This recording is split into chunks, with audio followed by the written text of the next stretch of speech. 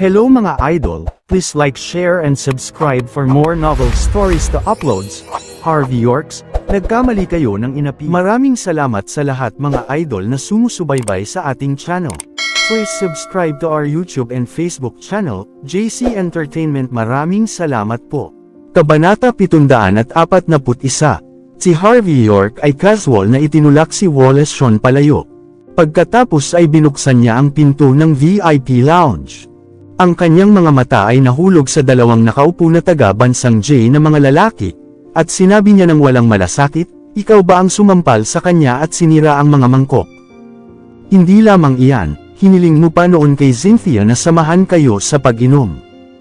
Ang dalawang taga-bansang J na mga lalaki ay tumayo nang biglang nakikita si Harvey. "Oo, kami iyon. Kaya ano ang gusto mong bayaran ka?" Ang dalawang taga-ibang bansa na ito ay hindi nagsasalita ng magandang Ingles, ngunit tinitigan nila si Harvey na may mga mata na puno ng paghamak. Tila, nadama nila ang higit na mataas. Lumuhod at humingi ng paumanhin. Iniutos ni Harvey, humingi ng paumanhin. "Imposible. Kami ay kilala ng mga bisita. Paano kami hihingi ng paumanhin sa mas mababa sa amin? Ngunit ikaw, maaari kang lumuhod at humingi ng paumanhin sa amin sa halip." Ang dalawang taga-ibang bansa na mga lalaki ay may mapagmataas sa sarili. Sila ay tiyak na wala sa kanila si Harvey at Cynthia sa kanilang mga tanawin sa ngayon. Sa kanilang opinyon, ang dalawang inferiors na ito ay hindi kwalipikado upang makipag-usap sa kanila. Nasaan ang security? Nasaan ang mga ito? Magmadali at palabasin ang mga mas mababa na ito. Nag-ambalan niya ang aming oras ng pahinga. Ang dalawang taga-bansang J na mga lalaki ay tumayo habang sila ay hinanap ang mga security. Ang isa sa kanila ang sumalakay kay Harvey sa mukha. Boom! Kaagad, si Harvey ay nagpadala ng isang sipa ng direkta laban sa tuhod ng lalaki. Ang lalaki ay agad na lumuhod sa sakit. Sampal. Ibinigay ni Harvey sa isa ang isa pang backhand na sampal at ipinadala sa kanya na mapaluhod sa lupa. Ang dalawa ay nahirapan na makakuha na tumayo. Gayunpaman, sinundan ni Harvey sa pamamagitan ng pagpapadala sa kanila ng bawat isa pang malakas na sipa. Ang dalawa sa kanila ay hindi na makatayo, at maaari lamang silang lumuhod. "Cynthia, sa una, nais kong hayaan kang sampulin ang mga ito. Ngunit ang mga ito ay masyadong marumi. Hindi sila karapat-dapat sa iyo makipag-ugnay." Si Harvey ay tumitig kay Cynthia, si Cynthia ay pinananatiling nakatango ang kanyang ulo. Ang bayaw na ito ay napakahusay. Sa kanyang paligid, ang lahat ay maaaring malutas. "Halika rito, sampulin ang mga ito. Maaari ka lamang tumigil kapag sinabi ko sa iyo." Iniutos ni Harvey kay Wallace. "Maaari." Sa sandaling ito, si Wallace ay nasindak sa pagkabigla. "Alam mo ba kung ano ang ginawa mo? Alam mo ba kung sino sila?" Kahit na ang dalawang taga-ibang bansa na mga lalaki ay lumuhod sa lupa sa sandaling iyon, ang kanilang mga mata ay gumuho kay Harvey na may pag-iwas. "Mga hamak na tao, makikita mo kung ano ang mangyayari kung maglakas loob kang saktan muli ako. Anak ka ng ina mo. Ipapakulong kita habang buhay. Babala ko sa iyo ito." Magmadali at tulungan ang dalawang kilalang bisita. Humingi ng paumanhin sa kanila ng buong katapatan at humingi ng kanilang kapatawaran. "Kung hindi, natatakot ako na hindi ka makakahiyaw sa ibang pagkakataon." Itinuro ni Wallace si Harvey at nagsimulang sumigaw ng malakas. "Nasaan ang security? Sigurado kayo ay nanonood lang ng palabas. Magmadali at bugbugin siya." Ipadala siya sa istasyon ng pulis pagkatapos. Sa order ni Wallace, ang ilang mga gwardya sa seguridad ay lumabas. Gayunpaman sa sandaling ito, ang karamihan ng mga tagapanood ay biglang lumakad at binuksan ang isang landas. Ang isang matandang lalaki sa isang mandarin suit at sporting na may puting balbas ay tumatakbo sa pagmamadali, na parang siya ay nasa 100 siyerista. Ang mukha ni Wallace, na nagtataglay ng hindi kapani-paniwalang pagmamataas, ay nagbago sa isang iglap. Agad niyang inilagay ang isang ngiti at malumanay na nagsalita, "Chairman, bakit ka dumating dito? Kung nais mo ang anumang bagay, maaari ka lamang tumawag. Gagawin ko ang anumang hinihiling mo, kahit na ano. Ang pagpapahayag ni Wallace ngayon ay isang kaibahan na mula sa dati.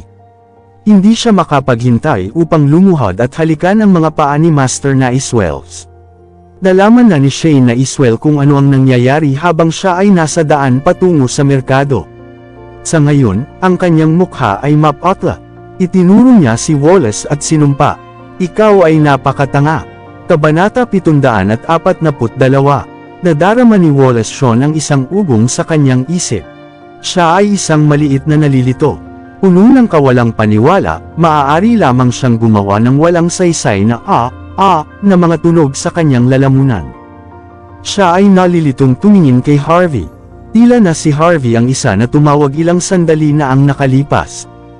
Ito ay ang tagapangulo na talagang dumating at nagmamadali siya sa mas mababa sa 5 minuto lamang. Si Wallace sa wakas ay dumating sa isang pagsasakatuparan at nais na magprotesta.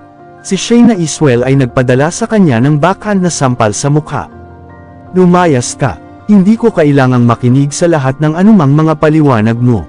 Naintindihan ko na ang bagay na lubusan. Maghintay." Bigyan siya ng ilang mga paliwanag o pagkakataon, sinabi ni Harvey. Si Wallace ay nakangiti ng may kagalakan. Maaaring ito ay nadama ng taong ito na ang parusa ay masyadong mabigat at nais na mamag-aitan para sa kanya. Sa sandaling naisip ni Wallace ito, pinananatili niya ang naninigas at nagsimulang mabalisa bago pa man magsalita. "Mangyaring, Ginoo, humingi ako sa iyo ng paumanhin, at sana magkaroon ka ng awa. Maraming mga bagay akong ginagawa at obligadong matugunan, Ginoo." Pinagwalang sala ni Harvey ang pagsasalita ni Wallace. Sa halip, itinuro niya ang 2 idiots na nakaluhod pa rin sa lupa, at sinabi ng walang bahala, "Naaalala mo ba kung ano ang sinabi ko nito lang?" Ang mukha ni Wallace ay agad na nakabukas bilang isang map at bilang isang papel. Paano hindi maalala ni Wallace ang tungkol doon? Sinabi ni Harvey kay Wallace na sampilan ang 2 idiots hanggang sa mag-order siya kay Wallace na huminto. Ang problema ay, hindi siya maglakas loob na gawin ito. Nadama niya ang mas mababa sa harap ng mga dayuhan. Iyon ang dahilan kung bakit siya ay nag-udyok sa 2 taga-ibang bansa na mga lalaki. Ang pagsasabi sa kanya na sampilan sila ngayon, saan siya magkakaroon ng lakas ng loob na gawin ito? Mabilis na nauunawaan ni Shane na Iswell ang sitwasyon at ngumisi, ang batang Master York ay tama. Kailangan mong sampilan ang 2 lalaki na ito ngayon. Bukod dito, mas mahusay kang gumawa ng mga ito upang mabawi para sa mga pagkalugi. Ang 2 mangkok ay hindi nagkakahalaga ng $153,000, ngunit ito ay $1.5 milyong. Kung kahit na isang solong sentimo ay nawawala, haharapin kita ng tama para dito. Tiyak na pagbabayaran mo ito. Si Wallace ay agad na nakuha ang kanyang mga pandama nang marinig niya ang 3 salita, $1.5 milyong. Sa susunod na segundo, sa kabila ng kanyang panginginig ng katawan, siya ay bumaba sa 2 taga-ibang bansa na mga lalaki na nakaluhod pa rin. Ang 2 ay nagulat. Kinilala nila si Shane na Iswell. Hindi nila inaasahan siya, na maging napakahusay sa kanila bago, upang hindi pa rin i-extrang ito sa isang sulyap nang dumating siya. Inihiling niya sa kanila na magbayad ng $1.5 milyong. "Master na Iswell, ito ay kami. Ako, sampal." Si Wallace, na sa wakas ay nagtipon ng kanyang tapang, ay nagpahayag ng isa sa taga-ibang bansa ng mga lalaki na walang pahinga na alinman sa kanila na tapusin ang kanilang mga salita. Pagkatapos ng isang sampal, hindi tumigil si Wallace na huminto. Maaari lamang niyang panatilihing patuloy itong gawin. Pagkaraan ng ilang sandali, ang mga mukha ng 2 taga-ibang bansa ay naging namamaga bilang ulo ng baboy. Sa panahong iyon, si Harvey ay nag-aalis ng hilingin sa kanila na humingi ng paumanhin. Kung tumanggi sila, magpatuloy sa pagsampal sa mga ito hanggang sa handa silang. Ipinagmamalaki ni Cynthia Zimmer ang tanawin habang pinarusahan ng kanyang kapatid ang 2 lalaki para sa kanya na may paghanga. Sinabi ng lahat na ang kanyang kapatid na lalaki ay isang walang silbi na bastard. Paano siya maging walang silbi? Sa wakas, ang 2 taga-bansang J na mga lalaki ay sa wakas ay nagbigay at humingi ng paumanhin ng hindi nalalaman. Pagkatapos ay pinalayas sila ng ilang mga gwardya sa seguridad pagkatapos magbayad ng $1.5 milyong. Tama habang iniwan nila, isang pagsabog ng palakpakan ang mula sa mga nakapaligid. Paano maaaring gusto ng mga tao na maging ating mga dayuhang bisita? Tandang padamdam, ang mga ito ay simpleng scumbag. Malinaw na humihingi sila ng problema. Ang bansa J ay hindi isang malaking bansa. Sa palagay nila ba ang mga ito ay elites? Karapat-dapat sila na masuntok sa kanilang mga mukha para lamang sa kanilang pagmamataas. Si Harvey ay gumawa ng kilos na nagpapalakas sa lahat upang tumahimik. Pagkatapos siya ay ngumiti at sinabi, ang aming mga kaibigan mula sa ibang bansa ay may kabaitan, kaya syempre dapat nating pakitunguhan sila. Gayunpaman, ang ilang mga scumbag sa tingin na sila ay higit na mataas at nais na gawin ang kanilang kalokohan sa bansang H. Karapat-dapat ito sa kanila. Pagkatapos magsalita si Harvey sa bagay na ito, si Shayna Iswell ay lumapit sa kanya. Kabanata 743. Young Master York, humihingi ako ng paumanhin para sa nangyari ngayon. Kunin ito ang $1.5 milyong bilang kabayaran para sa batang babae na ito. Si Shayna Iswell ay ngumiti, inabot ang isang tseke kay Cynthia Zimmer. Si Cynthia ay tumitig kay Harvey, ngunit hindi inabot ng kanyang kamay. Sinabi ni Harvey ng walang interes, kunin mo ito. Karapat-dapat ka. Kung ayaw mong kunin ito, natatakot ako na si Master na Iswell ay hindi makatulog ngayong gabi. Si Cynthia ay tumango at tinanggap ang tseke. Ang mga kawani na sumusunod kay Shane ay namimigati. Sino ang taong ito? Nagtreto siya at nakipag-usap kay Shane na Iswell na tila ang Shane ay ang kanyang average na Joe. Ang pinakamahalaga, hindi pinabulaanan ni Shane ang mga salitang kanyang sinalita. Ano ang ibig sabihin? Ito ay isang malinaw na indikasyon na ang kanyang katayuan ay tiyak na mas mataas kaysa kay Shane na Iswell. Sa harap niya, si Shane ay nagtataglay ng isang istasyon na katumbas ng isang nakababatang kapatid na lalaki. Ang kawani na sumunod kay Shane sa loob ng maraming taon, at nakita ang mga paraan ng mundo sa labas. Gayunpaman, sa sandaling ito, hindi niya maaaring isipin kung may isang kabataang lalaki sa Southlight na si Shane ay matakot. Si Shane ay ngumiti pagkatapos makita si Cynthia na tinanggap ang pera. Sinabi niya, Young Master York, bigyan ako ng isang tawag sa susunod na pagkakataon kapag dumating ka. Tiyak na sinasamahan kita. Hindi na kailangan, sinabi ni Harvey ng basta-basta. Si Shane ay ngumiti muli at pinagpipilitan, Batang Master York, makatitiyak.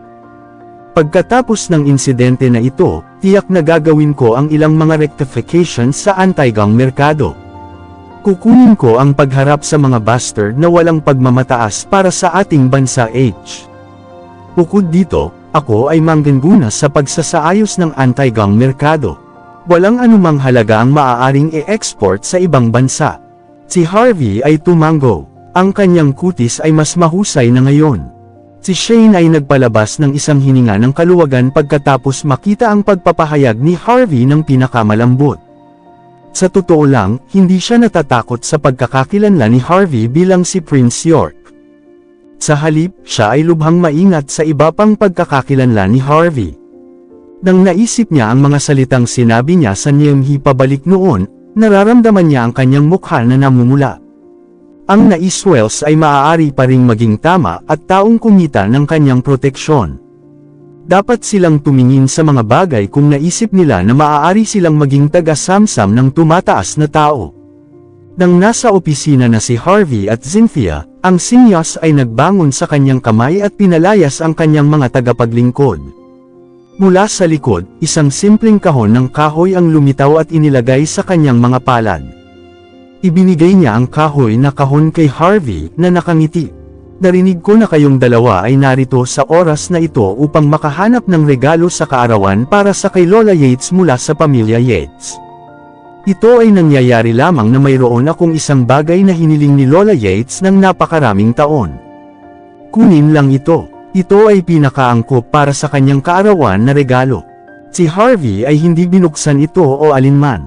Sa halip, kinuha niya ito at itinapon ito sa kay Cynthia, na nagsasabi, Salamat, aanyayahan kita para sa tsa kapag may oras ako.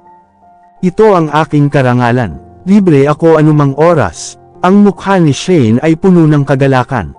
Ang lalaking ito sa wakas ay nagbigay ng ilang tugon pagkatapos niyang sabihin at tapos na.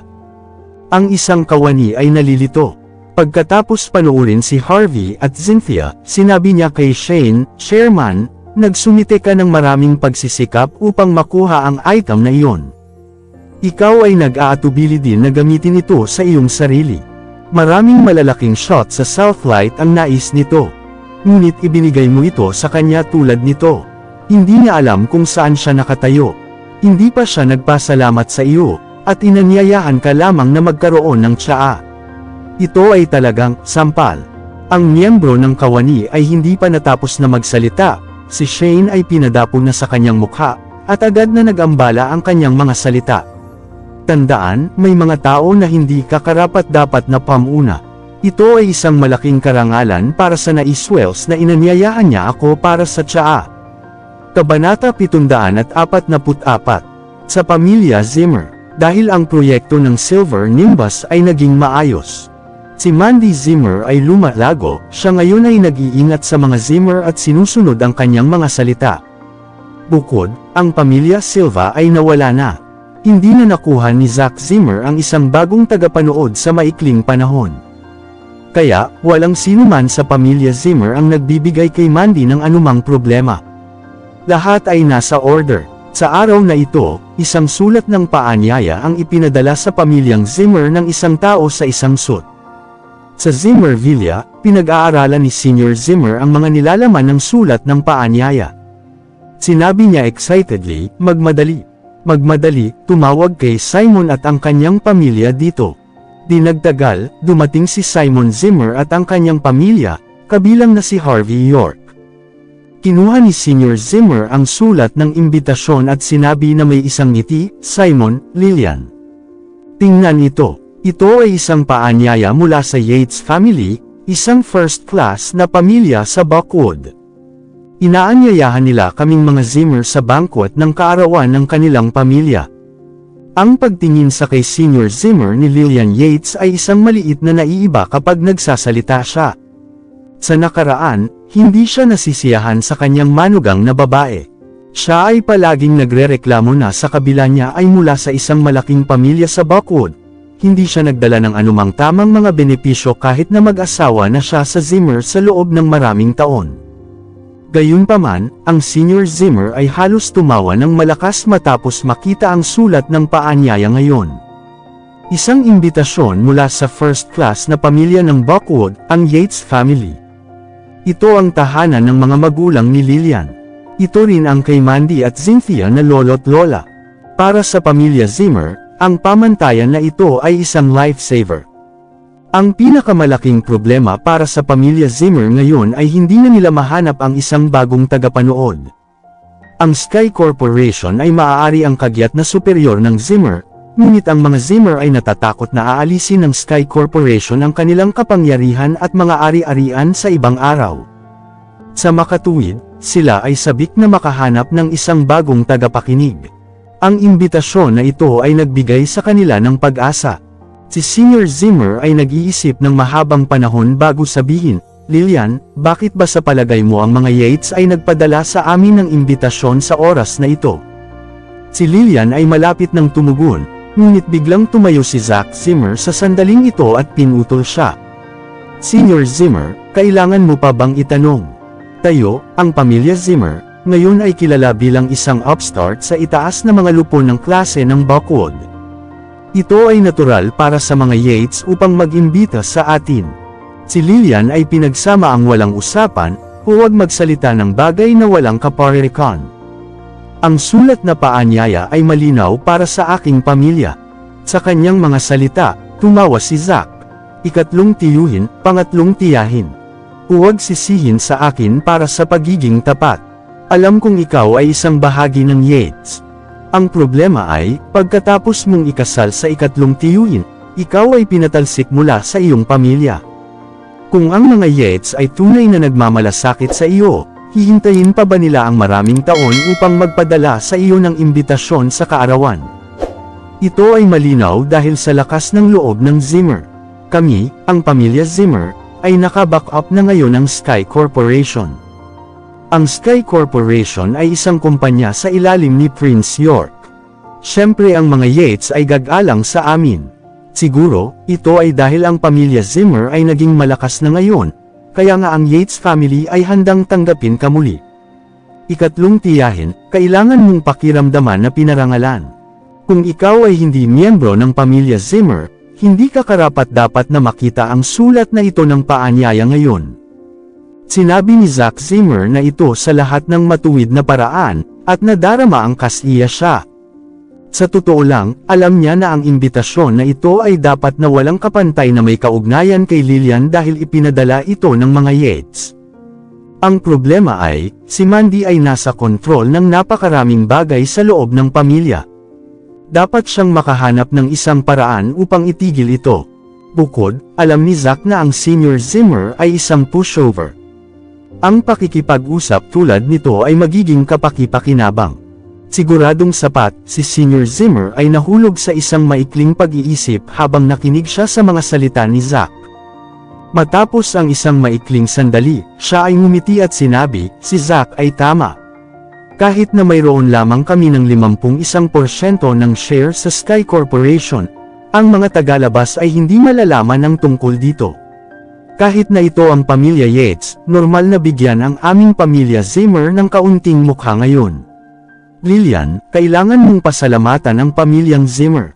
Nang marinig niya ito, lumaki si Lillian na galit. Kabanata 745. Si Lillian Yates ay tumayo sa sandaling ito. Itinuro niya ang isang galit na daliri sa kay Zack Zimmer at napaangal, itigil ang pag-iipon ng problema dito. Ang aking kapatid na babae ay nabanggit na bago at pinapayagan ng aking pamilya na sumali sa banquet ng kaarawan ni Lola Yates. Ang imbitasyon na ito ay malinaw na para sa amin. Okay. Itigil ang pagtatalo, sinabi ni Senior Zimmer nang walang interes. Tingnan lamang ang letterhead ng imbitasyon card. Pagkatapos, ay binuksan niya ang imbitasyon card na may nasasabik na hitsura. Ang isang grupo ng mga Zimmer subconsciously dumating para sa isang pagsilip. Ang pamilyang Zimmer ay isinulat sa letterhead. Si Zack Zimmer ay tumawa pagkatapos makita ang tatlong salita. Tingnan, Lolo, ang sinabi ko ay tama. Ang pamilya ng Yates ay tiyak na darating pagkatapos ng pamilyang Zimmer, hindi pagkatapos ng isang tao. Idinagdag ni Senior Zimmer na may kasiyahan, hindi masama. Ito ay eksakto tulad ng sinabi ni Zack. Ang Yates family ay naglaan ng 10 upuan para sa amin sa banquet ng kaarawan. Kung ito ay para lamang sa iyong pamilya, pagkatapos ay sa karamihan, sila ay magbibigay lamang sa iyo ng 5 upuan.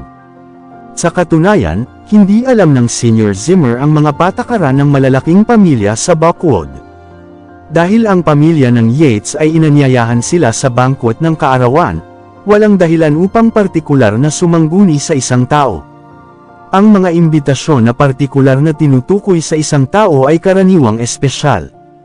Sa kasalukuyang katayuan ng Zimmers, hindi pa rin sila umawit upang makatanggap ng anumang mga espesyal na imbitasyon.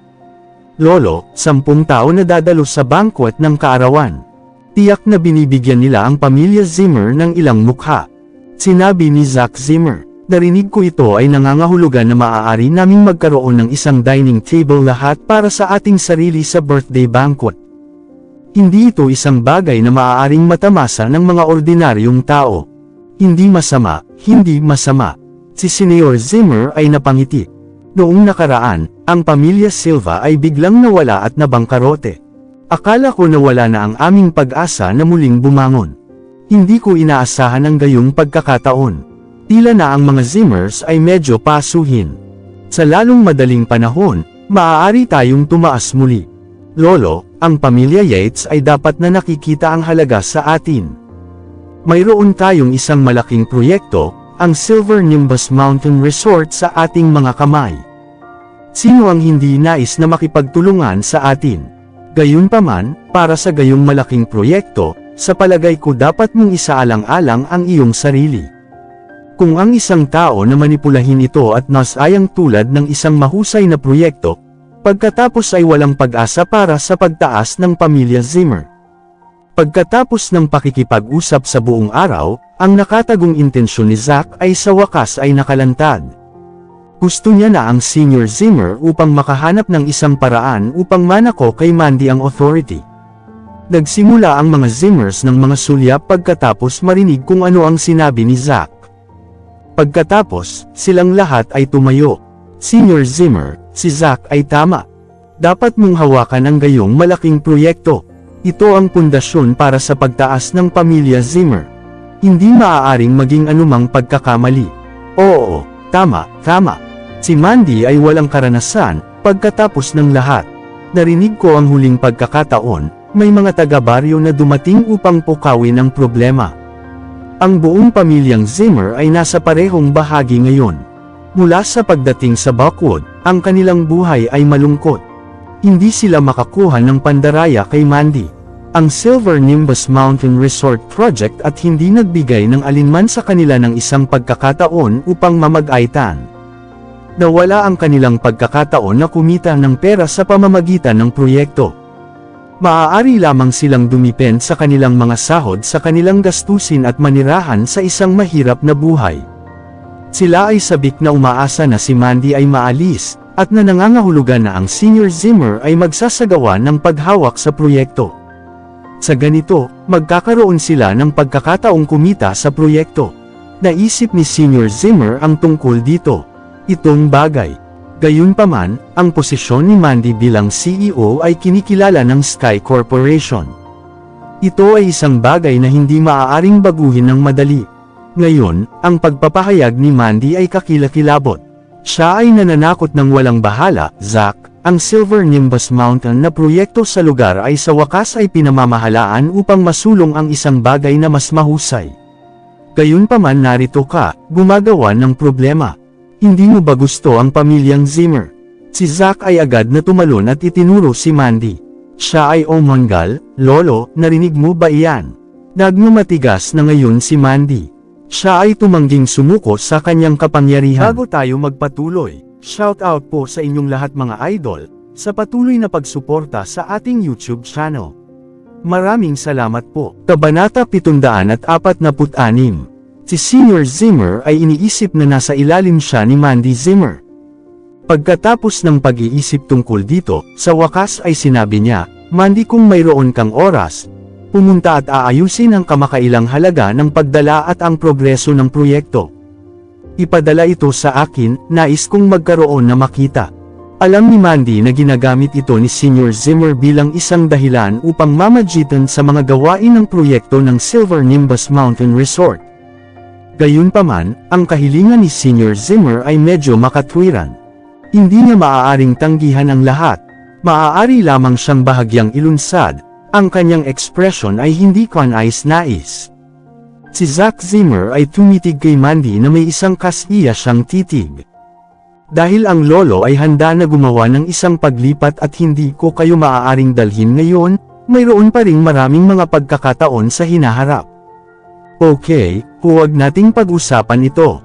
Tingnan natin kung sino ang dadalo sa party ng kaarawan ng Yates family sa oras na ito.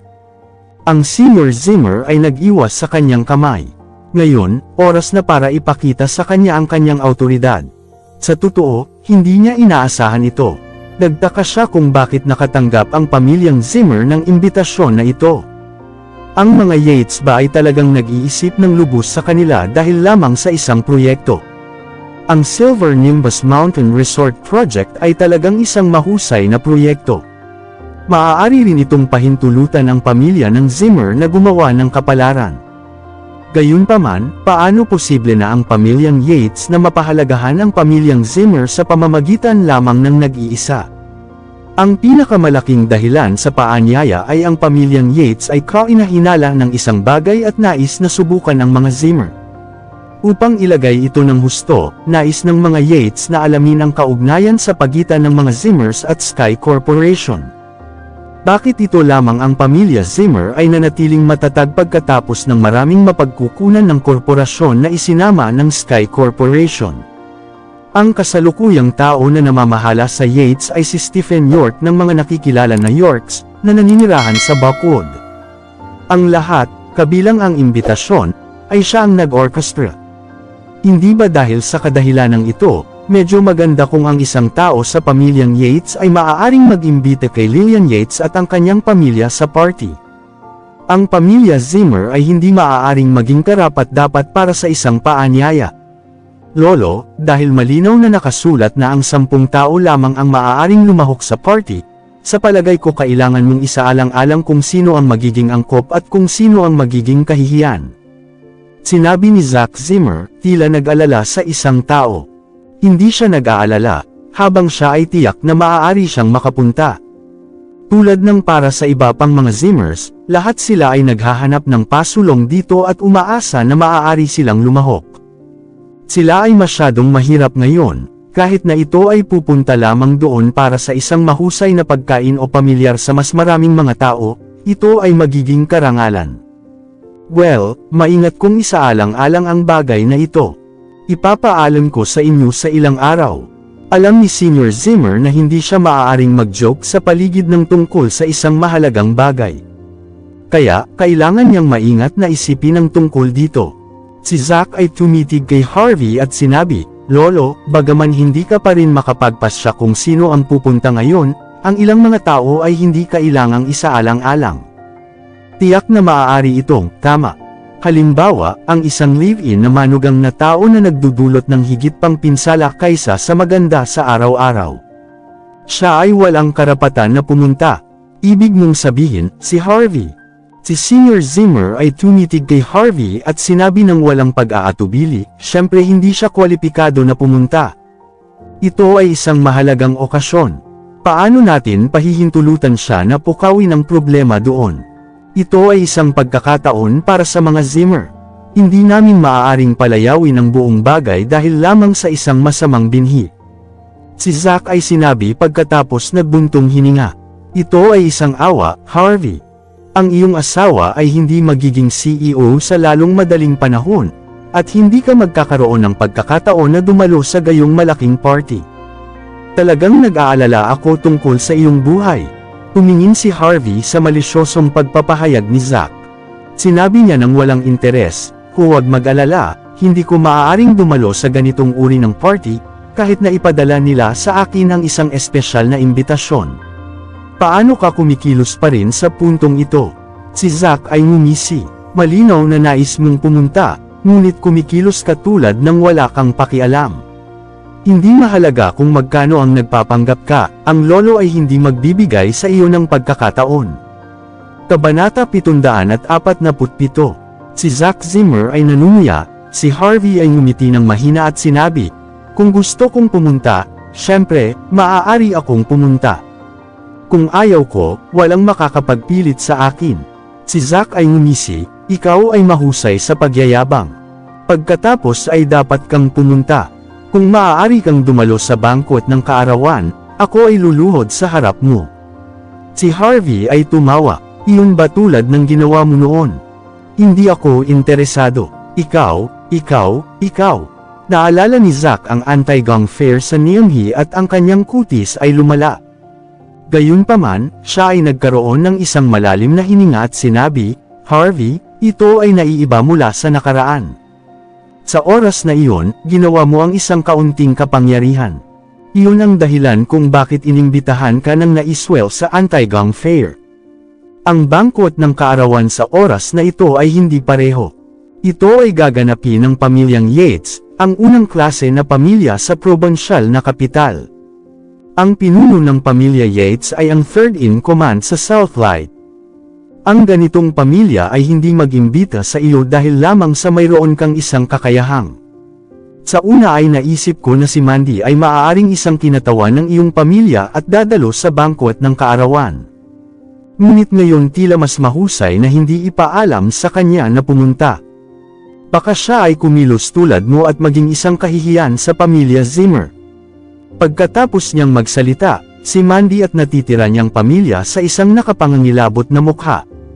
Nagpakita rin si Senior Zimmer ng isang maalalahanin na hitsura.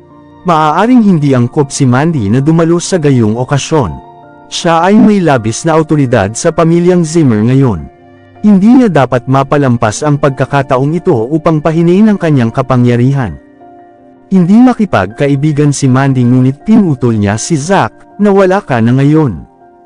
Lolo, ang pamilya Yates ay ang pamilya ng aking ina. Kailangan mong bigyan siya ng isang lugar. Si Senior Zimmer ay biglang sinabi ng walang bahala, Mandy, sa palagay mo ba talaga na ikaw ang naging pinuno ng pamilyang Zimmer? Hindi pa ako nagpasya, at narito ka dito na ginagawa mo. Mayroon akong pangwakas na sasabihin sa kung sino ang maaari at sino ang hindi maaaring dumalo. Pagkatapos niyang magsalita, si Senior Zimmer ay lumakad sa itaas ng kanyang trono. Sa totoo lang, naghahanap lamang siya ng pagkakataong magpagalit. Ito ang tanging paraan na maaaring ipaalam niya kay Mandy ang hakbang mula sa posisyon ng CEO. Si Lillian ay nanginginig sa matinding galit.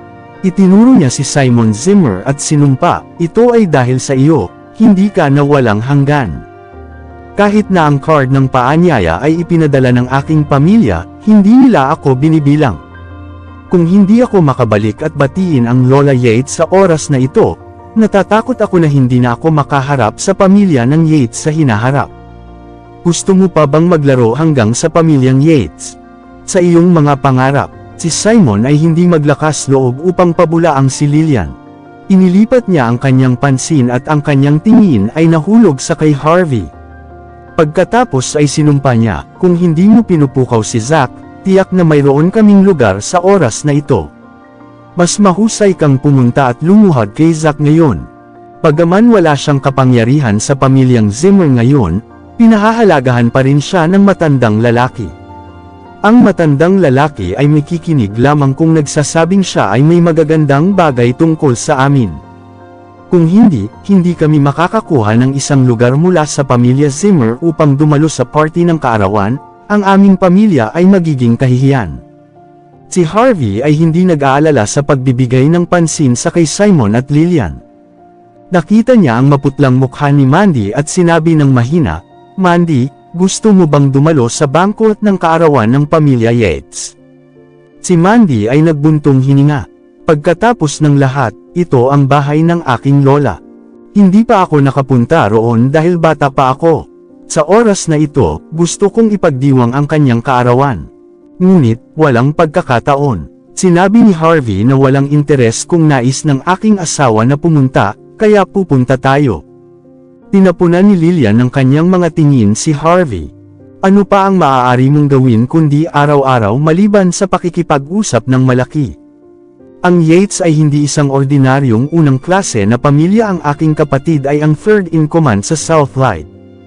Ang lugar kung saan ang bantay ng kaarawan ni Lola Yates ay mahigpit. Gayun din, mayroon silang sistema ng paanyaya. Hindi kami maaaring pumasok ng walang isang imbitasyon card. Ginawa ito ni Senior Zimmer na hindi niya tayo papayagan. Walang isang paanyaya, paano mo tayo papatayin pag sinubukang papasok doon? Sinabi ni Harvey sa walang malasakit, kung pupunta tayo, nangangahulugan ito ng pagpapakita ng ilang paggalang ng pamilyang Yates.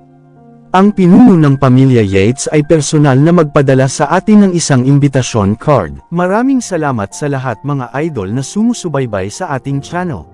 Please subscribe to our YouTube and Facebook channel, JC Entertainment. Maraming salamat po. Kabanata 748. Si Lillian Yates ay agad na lumaki sa galit kay Harvey. Makakakuha ka sa kanya, siya ay sumigaw sa galit, ano ang ibig mong sabihin? Ang aking kapatid ay ang ulo ng pamilyang Yates at ang third in command sa Southlight. Sinasabi mo ba na ang third in command sa Southlight ay personal na dumating at ipadala sa iyo ang imbitasyon card?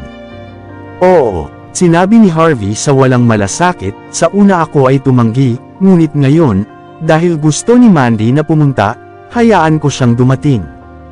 Ang mga naroon si Lillian at Simon Zimmer ay parehong nagalit. Nakita nila ang mga tao na naghadlang, ngunit hindi kailanman sa isang lawak. Ito lamang, ay ang mga kasinungalingan ni Harvey ay tila malapit sa katotohanan.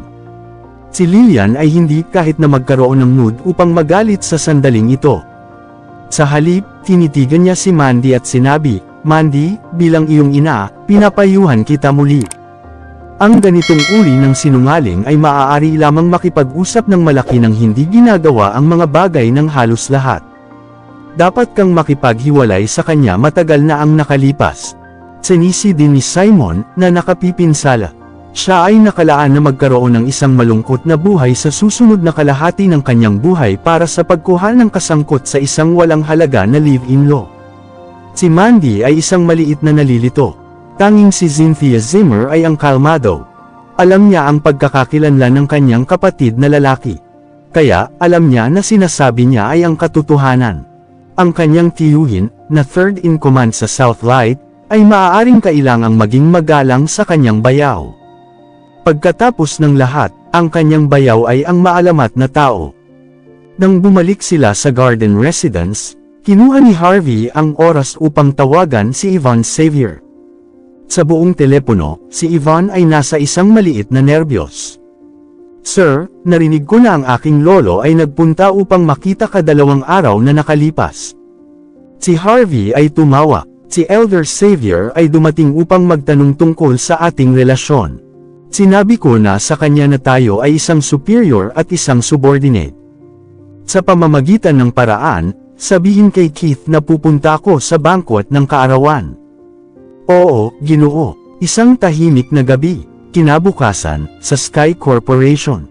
Isang Audi A6 na may numero ng plaka ng lisensya na 00003 ang tahimik na nakapark sa isang nakatagong sulok sa ground floor ng tanggapan ng CEO sa tuktok na palapag ng Sky Corporation. Isang marangal na nasa katanghaliang gulang na tao ang nagbigay ng isang imbitasyon card sa kay Yvonne ng may paggalang. "Miss Xavier, dahil ang CEO ay hindi magagamit, mangyaring tulungan na ipasa ito sa kanya. Ito ay napakatalino na ang CEO York ay handa na dumating sa birthday banquet sa oras na ito." Si Keith Yates ay napakamagalang. Alam niya kung gaano kahose ang Prince York. Kalimutan ang tungkol sa mga bagay mula sa 3 taon na ang nakakaraan. Nakikita niya ang puwersa kay Melissa Leo upang umatras at pumunta sa Hong Kong ay isang sapat na showcase ng kanyang kapangyarihan. Kahit na ang Stephen York na naiwan ay napakamay kakayahang, si Melissa ay wala na sa Southlight. Ang mga Yates, ang mga Suarez, ang mga Cloud, at ang mga Robin, ang 4 na pamilya na ito ay hindi maaaring maging katulad ng dati at patuloy na gawin ang kanilang sinabi. Si Keith ay dumating sa tao. Maaaring siya ay may intensyon ng pagsuko. Si Yvonne ay hindi nagangat ng kanyang ulo, ang simpleng paggalaw ni Keith upang ilagay ang imbitasyon card. Si Keith ay hindi maglakas loob na magsalita ng anumang bagay na walang kaparirikan. Inilagay niya ang impormasyong imbitasyon sa mesa bago umalis sa kanyang mga kamay pababa. Umalik siya sa kanyang Audi A6, nakuha ni Keith ang kanyang superior na tindig at namumula. Pagkatapos ay nag-dial siya ng isang numero. "Nakita mo ba ang Prinsipe York?" Ang isang mababang boses ay dumating sa buong telepono. Sinabi ni Keith ng basta-basta, "Ang Prince York ay kasiraan ng mga tao," ngunit dahil tinanong niya ang kanyang sekretarya na tumawag sa akin upang ipadala ang imbitasyon card, maaaring lumitaw siya sa party ng kaarawan.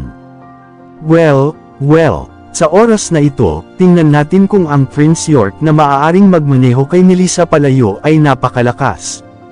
Ang tinig sa buong telepono ay nagpatuloy. "Kailangan ba nating iulat ito sa kay Stephen?" Sinabi ni Keith. Sa kanya, siya ay isang maliit na brat. Talaga bang iniisip ni Melissa na makontrol niya tayo kung siya ay nanatili sa likod? Maghintay hanggang sa mapupuksa namin ang Prince York. Pagkatapos, ang Southlight ay nabibilang sa 4 na pamilya sa hinaharap. Si Keith ay napabuntong hininga. Iyon ay magiging mahirap. Oo, tiyak na ito. Ngunit kahit na mabigo tayo, mayroon pa rin tayong Stephen bilang ating scapegoat. Sa kabilang panig ng telepono, ang tagapagsalita ay may isang makabuluhang ngiti. Kabanata 749. Sa Buckwood Hotel. Kahit na ang lugar na ito ay hindi sikat, hindi ito binuksan sa publiko. Sa halip, ito ay isang lugar lamang na ginagamit upang aliwin ang mga dayuhang bisita at mamumuhunan. Ito ay kung saan nakahost ang birthday banquet ni Lola Yates. Sa pamamagitan nito, maaari rin nating makita ang katayuan ng Yates sa Buckwood. Ngayon, ang mga kalsada sa lugar na ito ay hinarangan ng pulisya. Marami sa kanila ang nagpapalaki ng nakapalibot na lugar. Maliban sa mga may mga card ng paanyaya, walang ibang pinahihintulutang maka-access sa lugar na ito. Sinabi na kahit na ang mga waiters na nakakangganyo sa mga panloob na serbisyo ay espesyal at maingat na napili. Ito ay sapat na upang higit pang ilarawan ang impluwensya ng pamilyang Yates sa Buckwood. Ang mga luho ay pumasok sa paradahan ng hotel sa isa't isa. Ang mga taong lumabas sa mga kotse sa harap ng hotel ay ang lahat ng malaking shot mula sa mga seteste ng Buckwood ay may ilang mga numero mula sa mga lupon ng negosyo, pati na rin. Pagkatapos ng lahat, ang Yates ay isang aristokratikong pamilya. Kabilang sa mga taong ito, ang pamilyang Zimmer ay itinuturing na iba't ibang uri. Si Senior Zimmer, Sean Zimmer, Zach Zimmer, Queen Zimmer, at ilang iba pa ang lahat ay dito ngayon.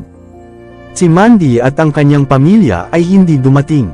Ang mga Zimmer ay dumaan sa iba't ibang mga bloke sa kanilang imbitasyon card, at sa wakas ay umabot sa panlabas na lugar ng Buckwood Hotel. Si Zach ay napangiti at sinabi, "Lolo, sa oras na ito ikaw ay tunay na matalino." Maraming malaking shot sa Buckwood ang pumapasok sa banquet ng kaarawan ni Lola Yates. Kung maaari naming maging pamilyar sa ilan sa mga ito, magiging mabuti para sa pag-unlad ng hinaharap ng ating Zimmer family. Sinimula ni Senior Zimmer ang kanyang mga mata at sinabi, "Ang pangunahing figure ay si Keith Yates, ang ulo ng mga Yates. Siya ang third in command sa Southlight. Kung siya ay lubos na nag-iisip sa atin, madali niyang gawing masagana ang ating pamilya sa isang pangungusap lamang." Ito ay inilalaan lamang ng maalamat na kasabihan, ang napapanahong pangungusap ay maaaring magpalibot sa isang pambansang krisis. Ang mga Zimmer ay nalulugod sa kanyang mga salita. Kung makita ng mga Yates ang pamilya sa kanila ngayon, tiyak na magiging maswerte sila. Kasabay nito, sa Garden Residence, ang parehong si Lillian Yates at Simon Zimmer ay naruroon. Si Lillian ay galit na galit. Itinuro niya si Harvey at umaangal, "Hindi ba na sinabi mo na makakakuha ka ng isang imbitasyon card? Alam mo ba na ngayong gabi ay ang banquet ng kaarawan ni Lola Yates? Ngunit wala kang card. Paano tayo dapat pumasok? Kahit na si Mandy ay mukhang isang maliit na nabigo sa ngayon. Kung hindi mo magagawa ito, Harvey, maaari mo bang ihinto ang pakikipag-usap sa hinaharap?" Si Harvey ay tumingin sa anti-gong relo sa kanyang pulso. Ang paanyayang card ay ipinadala na sa lugar. Ang isang tao ay magdadala sa atin kapag tayo ay makarating na doon. Ito ay halos oras na, pumunta na tayo. Dahil si Lillian at ang natitira ay pupunta, si Harvey ay hindi nagpapadala kay Yvonne ng isang kotse sa paglipas ng oras na ito. Ang natitirang bahagi ng pamilya ay may ilang mga pagdududa, ngunit nakuha pa rin nilang umalis. Si Simon ay kamakailan lamang bumili at punang-unahang diretsyo sa Buckwood Hotel. Nang dumating sila sa gate, nangyaring tumakbo sa kanila si Zach. "Hehe, hindi ko inaasahan na kayo ay maglakas loob na dumating." Ang mga matalas na mata ni Zach ay nakatuon agad sa kanila at agad niyang pinalabas ang isang nakangising ngiti. Ang mga taong ito ay walang isang imbitasyon card, ngunit gusto pa rin nilang dumalo sa banquet ng kaarawan ni Lola Yates. Ano ang iniisip nila? Lumakad si Queen sa kanila at tumigil sa harap ni Mandy. Siya ay ngumisi at sinabi na mapang-akit, "Mandy, talagang hindi ko inaasahan na magkaroon ka ng katapangan na dumating sa paglipas. Narinig ko na ang ulo ng pamilyang Yates ay personal na nagpadala sa iyo ng isang imbitasyon card. Nagtataka ako kung nakikita natin ito. Ito ay malinaw na si Zach at ang natitirang mga Zimmers ay hindi nagtiwala sa mga salita ni Harvey. Ang pinuno ng Yates ay ang third in command sa Southlight. Gusto ba ng isang tao na gusto niya sa pamamagitan ni Harvey ng isang imbitasyon card? Ano joke ba ito? Naisip ba ni Harvey na siya ang first in command sa Southlight? Dapat siyang mangarap. Si Senior Zimmer ay may pagtanggi. Siya ay nakatingin kay Simon, "Siguraduhin mo na ang iyong pamilya ay kumikilos ng maayos. Ito ay isang malaking okasyon. Huwag maging isang kahihiyan. Kabanata 750. Ama, narito kami upang dumalo sa bangkwat ng kaarawan. Mayroon kaming isang imbitasyon card. Sinabi ni Simon Zimmer, na bahagyang nakagat ang kanyang mga ngipin. Hindi sigurado si Simon kung sinasabi ni Harvey ang katotohanan, ngunit hindi siya maaaring bumalik ngayon. Oh, mayroon kang isang imbitasyon card. Si Zack Zimmer ay tumawa. Pagkatapos ay ipakita ito sa amin. Ito, si Simon ay naniwala sa kay Harvey York. Sinabi ni Harvey, ano ang sinabi niya? Sumigaw si Zack. Maaaring ito ay sinabi niya sa iyo na hiniling niya sa isang tao na ipadala ang imbitasyon card dito at hayaan mo na dumating. Oo, sumagot si Simon. Hahaha, sa susunod na segundo, ang mga Zimmer ay umuungal sa pagtawa. Paano naniniwala si Simon at ang kanyang pamilya sa malambot na kasinungalingan ni Harvey? Ito ay nakakatawa. Sinimulan ni Senior Zimmer si Simon at sinabi, ikaw ay napakababa. Hindi ko dapat dalhin ang iyong pamilya sa Buckwood pabalik noon. Talagang nalulungkot ako. Ito ay maliwanag na nakalimutan ni Senior Zimmer kung bakit ang pamilyang Zimmer ay nakarating sa Buckwood. Sa unang lugar na nararamdaman ng mga nakakatakot na titig at walang awang pagtawa sa paligid sa kanya, si Simon ay hindi makapaghintay sa pagsakal kay Harvey sa kamatayan. Matapos ang mahabang panahon, ang kanyang pamilya ay muling nakaharap sa kahihiyan. Ang magandang mukha ni Mandy ay namutla. Kamakailan lamang, ang Senior Zimmer ay naghahanap ng mga dahilan upang sakupin ang kanyang kapangyarihan. Ang mga aksyon ni Harvey ay tumutulong sa mga plano ni Senior Zimmer. Maglakas loob kang dumating ng walang imbitasyon card. Sa palagay mo ba ay maganda ka kay Lolo at hayaan kayong makakasama? Si Zack ay nagsalita, na nagbigay ng malakas. Well, Harvey, kung handa kang lumuhad at humingi ng awa sa akin, hihilingin kong ibibigay sa iyo ni Lolo. Paano ang tungkol dito? Si Queen Zimmer sa isang nakangisi at idinagdag, mas mahusay na ipaalam natin kay Mandy na lumuhad din. Pagkatapos, bibigyan namin sila ng ilang lugar. Tulad ng sinasabi, ang mga mabubuting bagay ay dapat na magkakapit. Si Mandy ay nanginginig sa matinding galit. Itigil ang pagiging malupit. Ang mga taong ito ay nang insulto pa rin sa kanila. Sa kaso ni Harvey, tinitingnan lamang niya ang oras. Sinabi niya na hindi nag-aabala, ama, ina, Mandy. Baliwalain lang sila. Ang card ng imbitasyon ay may hahatid sa 1 minuto. Si Simon ay nanginginig sa galit. Harvey, hindi mo ba nakikita ang sitwasyon ngayon? Maaari mo bang itigil ang paghahambog? Ang mga mata ni Lillian ay namumula. Mas mahusay kang lumuhad sa lugar para sa amin. Kung hindi man, ito ay masyadong nakakahiya kung hindi kami makarating. Nakikita ang mga miyembro ng pamilya ni Mandy na nakikipagtalo sa isa't isa. Ang mga Zimmer ay hindi maaaring makatulong ngunit tumawa ng masaya. Si Zack ay napahawak sa kanyang tiyan at sinabi, itigil ito, kayo guys. Hindi na tayo dapat tumawa. Nandito kami para sa bangkwat ng kaarawan. Dapat nating kumilos sa ating sarili. Ang bawat tao'y nakakakuha ng mabilis. Baliwalain lang ang mga taong ito at kumilos na hindi namin alam ang mga ito. Oo, ang mga ito ay isang kahihiyan. Ang mga Zimmer ay hindi kapani-pani walang kasiya siya, at malapit nang pumasok sa gate ng Buckwood Hotel habang nagsalita sila. Sa sandaling iyon, ang 100 mga tao ay mabilis na dumating mula sa loob patungo sa pintuan ng hotel. Ang kawani sa malapit ay nagbigay ng paraan sa kanila, na nanggagaling ng husto. Ito ay maliwanag na ang mga taong ito ay nagdadala ng mataas na istasyon. Si Zack ay napapikit sa kanyang mga mata at sinabi, ito ay si Miss Xavier at ang mga executive mula sa Sky Corporation. Bakit sila nandito? Ang mukha ni Senior Zimmer ay mukhang kakilakilabot. Ang huling bagay na nais niyang makita sa Buckwood ay ang Sky Corporation. Gayunpaman, nakikita si Ivan na lumapit sa kanila. Pinalitan nila ang kanilang mga kamay sa kanilang mga panig at yumukod sa isang magalang na 9 degree na anggulo. Miss Xavier, taliwas sa kanilang mga inaasahan, si Ivan ay hindi kahit na sumulyap sa kanila. Sa halip, lumingon siya kay Harvey, na nakatayo sa likod ng mga ito. Bago tayo magpatuloy, shoutout po sa inyong lahat mga idol, sa patuloy na pagsuporta sa ating YouTube channel. Maraming salamat po. Kabanata 751. Ginoo York, Ginang Zimmer, pareho kayo dito. Ito ay ang iyong paanyaya, mangyaring panatilihin ito ng maayos. Ibinigay ni Yvonne Xavier ang paanyaya kay Harvey York ng magalang. Pagkatapos, lumingon siya at umalis. Nabigla sina Simon Zimmer at Lillian Yates lampas sa paniniwala. May isang tao talaga na nagpadala ng isang paanyaya. Ang Zimmers ay natulala din sa pagliko ng mga kaganapan. Si Harvey York ay hindi nagmamalaki, isang tao talagang tumayo upang magbigay ng isang paanyaya. At ang tao ay walang iba kundi si Yvonne Xavier ng Sky Corporation. Ano ang isang karangalan? Habang sina Simon Zimmer at Lillian Yates ay nananatili pa ring manhid sa pagkabigla, magalang ang kanilang pamilya na inanyayahan sa party.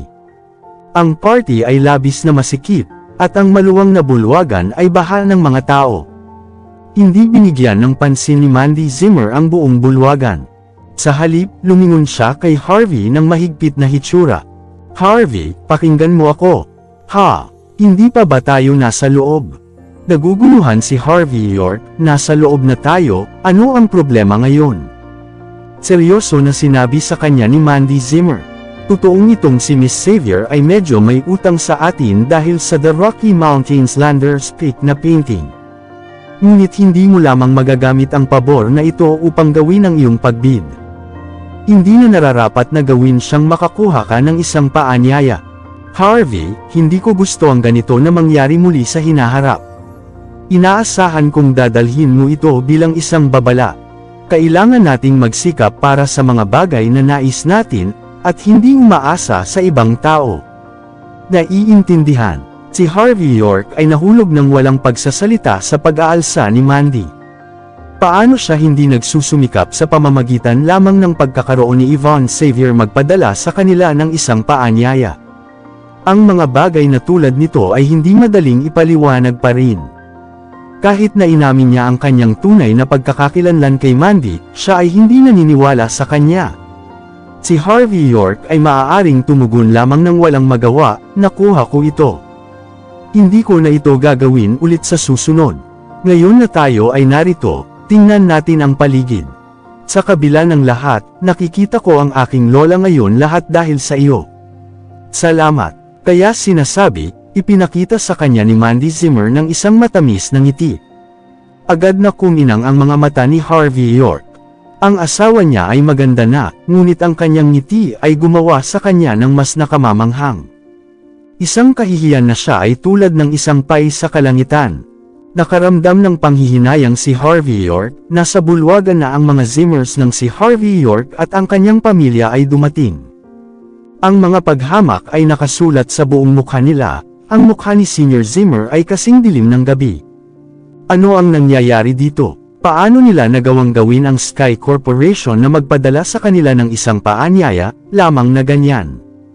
Pinulong ni Zack Zimmer ang kanyang mga mata at sinabi, "Lolo, pinipili ko na ipinagbili ni Mandy ang pamilya. Kung hindi, paano ang isang malaking shot tulad ni Yvonne Xavier na posibleng may kinalaman sa kanila?" Siguro nagayos sina Harvey at Mandy upang maging kasapi ng Sky Corporation. Ang mga bagay para lang makakuha ng paanyaya. Ang bulalas ni Zack ay napuno ang mga Zimmers ng napakalaking galit. Ang dalawang ito ay walang kahihiyan. Ito ay napakapangit. Paano nila ibebenta ang ating pamilya para sa isang solong paanyaya lamang? Hindi nakakagulat na si Mandy Zimmer ay hinirang na CEO ng pamilya. Si Senior Zimmer, hindi natin dapat hayaan magpatuloy ito. Alam ng Diyos kung ano ang mangyayari kung gagawin natin. Tama, hindi na maaaring nasa kapangyarihan pa si Mandy. Sinenyasan ni Senior Zimmer ang iba na tumahimik. Alam ko. Hahawakan ko ito ng maayos pagkatapos ngayong gabi. Habang ang mga Zimmers ay abala sa pagpapatakbo ng kanilang bibig, si Mandy at ang kanyang pamilya ay mayroon na nawala mula sa lugar. Tulad ng party ay masyadong masikip, hindi sila maaaring maging nakikita kahit saan. Sa panloob na bahagi ng party hall, Ang patriarch ng pamilyang Yates na si Keith Yates, ay tumayo mula sa kanyang upuan na may ngiti. Isang matandang ginang na may mapagkaloob na ekspresyon, si Lola Yates, ay nakatayo sa tabi niya. Nakasuot siya ng maliwanag na pulang damit, ang mukha niya na puno ng pulang pampaganda. Ang dalawang ito ay ang may hawak na aktwal na kapangyarihan ng unang pamilya na may marka sa South Light, ang Yates family. Kinuha ni Tanya Yates si Mandy Zimmer at ang kanyang pamilya sa sandaling iyon. Ina, kapatid, hulaan kung sino ang dinala ko. Kabanata 752. Ina, kapatid, pinigilan ni Lillian ang kanyang luha ng kagalakan. Sa wakas, matapos na lumayo sa kanyang pamilya ng matagal, siya ay nagawang bumalik sa kanila. Natuwa rin si Simon. Nais niyang batiin ang pamilya. Ang kanyang mga mata ay naiilawan ng mas maliwanag matapos makita si Keith Yates. Kung siya ay makikilala ng taong ito, kung gayon ang kanyang katayuan sa pamilya Zimmers ay mapapatibay ang kinabukasan. Ngunit bago pa man niya masabi ang isang solong salita, si Keith Yates ay tumanggo lang sa kanyang ulo. Si Lola Yates, para sa kanyang bahagi, hayaan ang isang malamig na hitsura. Sumulyap siya saglit kay Mandy at sa kanyang pamilya, at pagkatapos ay ipinikit ang kanyang mga mata. Nabigla sina Simon at Lillian, ito ang pinakamahusay na halimbawa ng isang malamig na balikat. Nakakainis. Tunay na nakakahiya. Ang ugali ni Keith Yates ay matitiis pa rin sa mga mata ni Lillian Yates.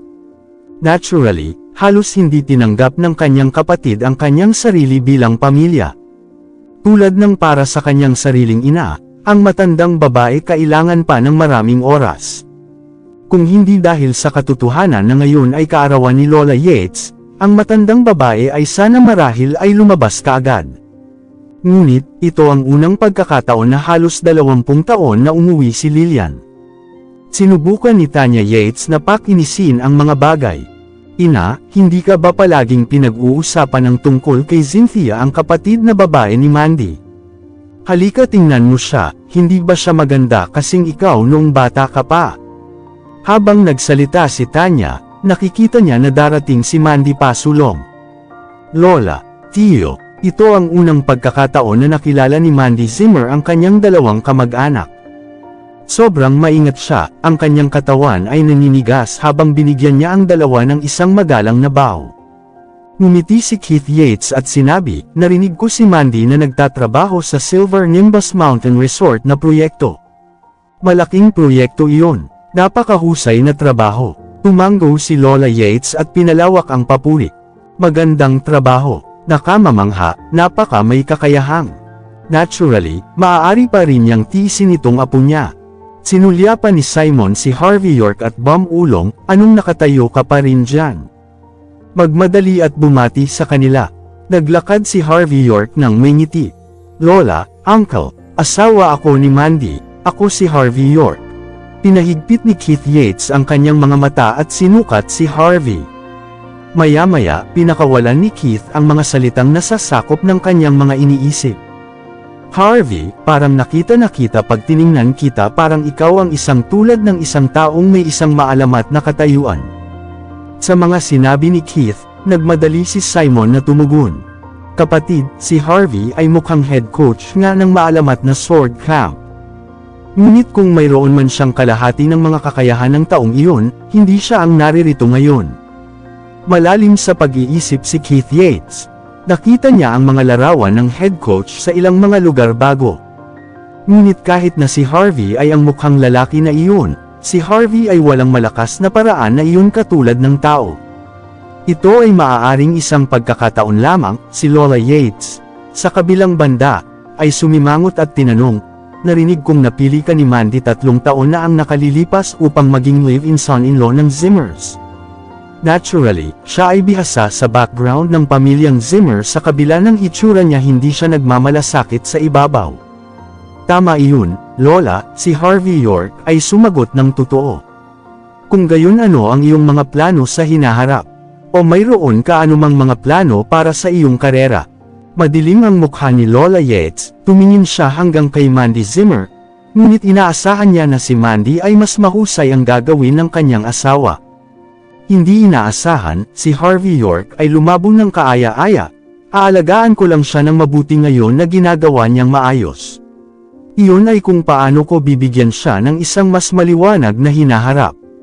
Ang tiwala ni Harvey York ay mukhang nakapagpatulala sa nakikinig na karamihan. Ito ang kanilang unang pagkakataon na makita ang isang pinananatiling tao na mapagmahal, na parang ang ginawa niya ay matuwid. Kabanata 753. Sa mga sinabi ni Harvey, ang lahat ay nag-flash sa kanya ng hitsurang naiinis. Lalo na si Lillian, na ang mukha ngayon ay madilim pa sa gabi. Naunawaan niya ang uri ng tao ang kanyang ina. Bumalik ng pakasalan ni Lillian si Simon, siya ay isang ambisyosong lalaki. Kahit na noon, nais ni Lola Yates upang mabulabog si Lillian sa kamatayan para sa kanyang napili. Ngayon na ang asawa ni Mandy Zimmer ay may sinabi na walang kahihiyan, walang paraan upang gawin si Lola Yates. Tumingin ulit siya sa pamilya, tulad ng hinulaan niya. Si Lola Yates ay tahimik na huminga, pagkatapos ay kumalas sa kanyang takong at umalis. Hindi man lang siya tumingin sa mata sa pamilya ni Mandy Zimmer habang siya ay umalis. Si Keith Yates ay sumulyap kay Harvey York ng malamig, pagkatapos lumingon at umalis na din. Dahil si Mandy Zimmer ang may kakayahang sa mga mata ng mga Yates, maaari nilang tanggapin siya bilang isang kamag-anak. Ngunit habang siya ay may asawa ng isang lalaki tulad ni Harvey, kailangang isaalang-alang ang buong pamilya kung dapat talagang tanggapin siya. Okay lang, bayaw. Karaniwan si Lola Yates na may masamang ugali. Magiging maayos ito pagkatapos ng ilang sandali. Sinubukan ni Cynthia Zimmer na aliwin si Harvey York. Ngumisi si Lillian sa kanyang mga ngipin at sumigaw, "Cynthia, bakit ka pa nagsasalita para dito sa marumi?" Siya na nagsasabi ng mga bagay na katulad nito kay Lola Yates ay katumbas ng sinasabi na marumi siya. Ang pinakakinamumuhian ni Lola Yates ay ang maruming kalalakihan. Ipinagmamalaki pa niya ang lahat ng iyon ng matuwid. Siya ba ay walang sakit? Nanginginig si Lillian sa galit. Naisip niya iyon na magkakaroon siya ng pagkakataon na maging isang bahagi ng Yates family muli. Ngunit pagkatapos ay ang lahat ay agad na nasira sa mga sinabi ni Harvey York. Nanginginig din si Simon. "Harvey, napagtanto mo ba kung gaano kahalaga ang araw na ito para sa amin? Ito ang aming pagkakataon na umakyat sa mga ranggo kasama ang tulong ng pamilyang Yates. Sa wakas ay nagkaroon kami ng isang bihirang pagkakataon sa aming pagkakahawak. At ngayon, sinira mo ang lahat." Pinakawala ni Simon ang isang malaking buntong hininga. Iniisip niya na kung ang kanyang manugang ay may ilang kakayahan, kahit na hindi siya kumita ng maraming pera, siya ay dapat kumita ng pagkilala kay Lola Yates. Ikinalulungkot ni Simon ang kanyang desisyon sa pagsang-ayon kay Mandy na kasal kay Harvey. Tahimik na idinagdag ni Mandy, "Naghahanap ng walang magawa, ama, ina. Hindi na kailangang magpanik, may pagkakataon pa rin." Pagkakataon? Anong pagkakataon? Hindi ba kami naghanda ng isang regalo para kay Lola Yates kaarawan? Kung gusto niya ang regalo, magiging okay lang ito. Sabi ni Mandy. Gayunpaman, ginawa ang kanyang pahayag na sina Simon at Lillian sa pagkabalisa lampas sa kanilang paniniwala. Pagkatapos ng lahat, ipinasa nila ang gawain ng paghahanda ng isang regalo kay Harvey York. Ngayon, pareho silang nagsisisi sa kanilang desisyon.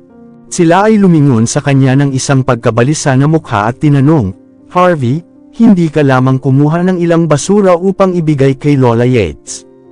Ginawa mo. Tama, ano ang pinaplano mong ibigay kay Lola Yates? Magmadali at sabihin sa amin. Hindi bababa sa maghanda tayo sa ating sarili. Dapat itong maging mabuti, ngunit hindi ako sigurado kung ano ang maaaring mangyari. Sinabihan lang ako na ito ay isang bagay na matagal nang gusto ni Lola Yates." Sinabi ni Harvey York na may kumpiyansa. "Ano? Hindi mo alam kung ano yung pinagbili mo? Gaano karaming pera ang ginugol mo?" Halos tumalon si Lillian sa galit. Hindi sumagot si Harvey York, "Ang ibang tao ay binigyan ako ng regalo, ngunit ito ay isang taong may mataas na katayuan. Ang regalo ay hindi magiging masama." Galit na nanginginig si Lillian, na nagsabi, "Nasaan ito? Naipasa na namin ito sa taong namamahala ng pagtanggap ng mga regalo ng tama nang pumasok kami sa party, bulong ni Cynthia Zimmer. Naririnig iyon, naramdaman ni Lillian na parang siya ay lumubog sa kadiliman. Mahal na Diyos, paano ako napasubo ng pamilya? Malapit na ring mawala si Simon, hindi pa nila inaasahan na gagawin ni Harvey York na talagang maghanda ng isang regalo nang hindi alam kung ano ito.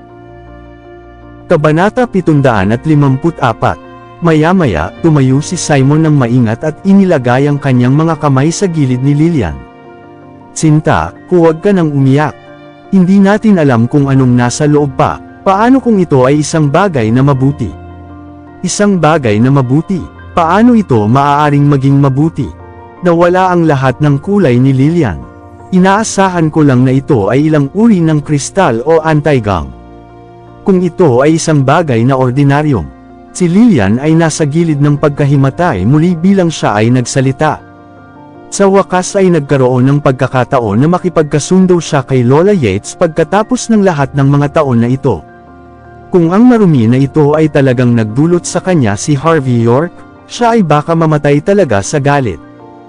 Di nagtagal, malapit nang magsimula ang party ng kaarawan.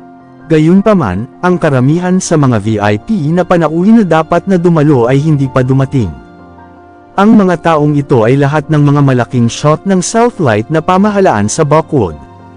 Si Keith Yates ay maaaring ang pangatlong utos ng Southlight na may napakataas na katayuan sa gobyerno, ngunit ito ay ang malaking shot na humawak ng tunay na kapangyarihan. Ang kanilang awtoridad ay hindi mas mababa sa kanya.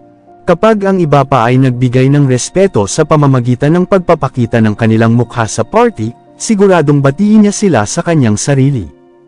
Si Lola Yates mismo ay tumayo sa paghihintay sa harap ng gate. Narinig niya na kahit ang first in command ng Southlight ay maaaring dumalo. Sumunod ang mga inapo ng pamilyang Yates malapit sa kanyang likuran. Maging si Mandy at ang kanyang pamilya ay kinaladkad ni Tanya Yates. Nakita ng mga panauhin si Lillian at ang kanyang pamilya, at agad na nagsimulang magchismis tungkol sa kanila. Ano ang pamilya na iyon? Paano sila tatayo kasama ang pamilyang Yates?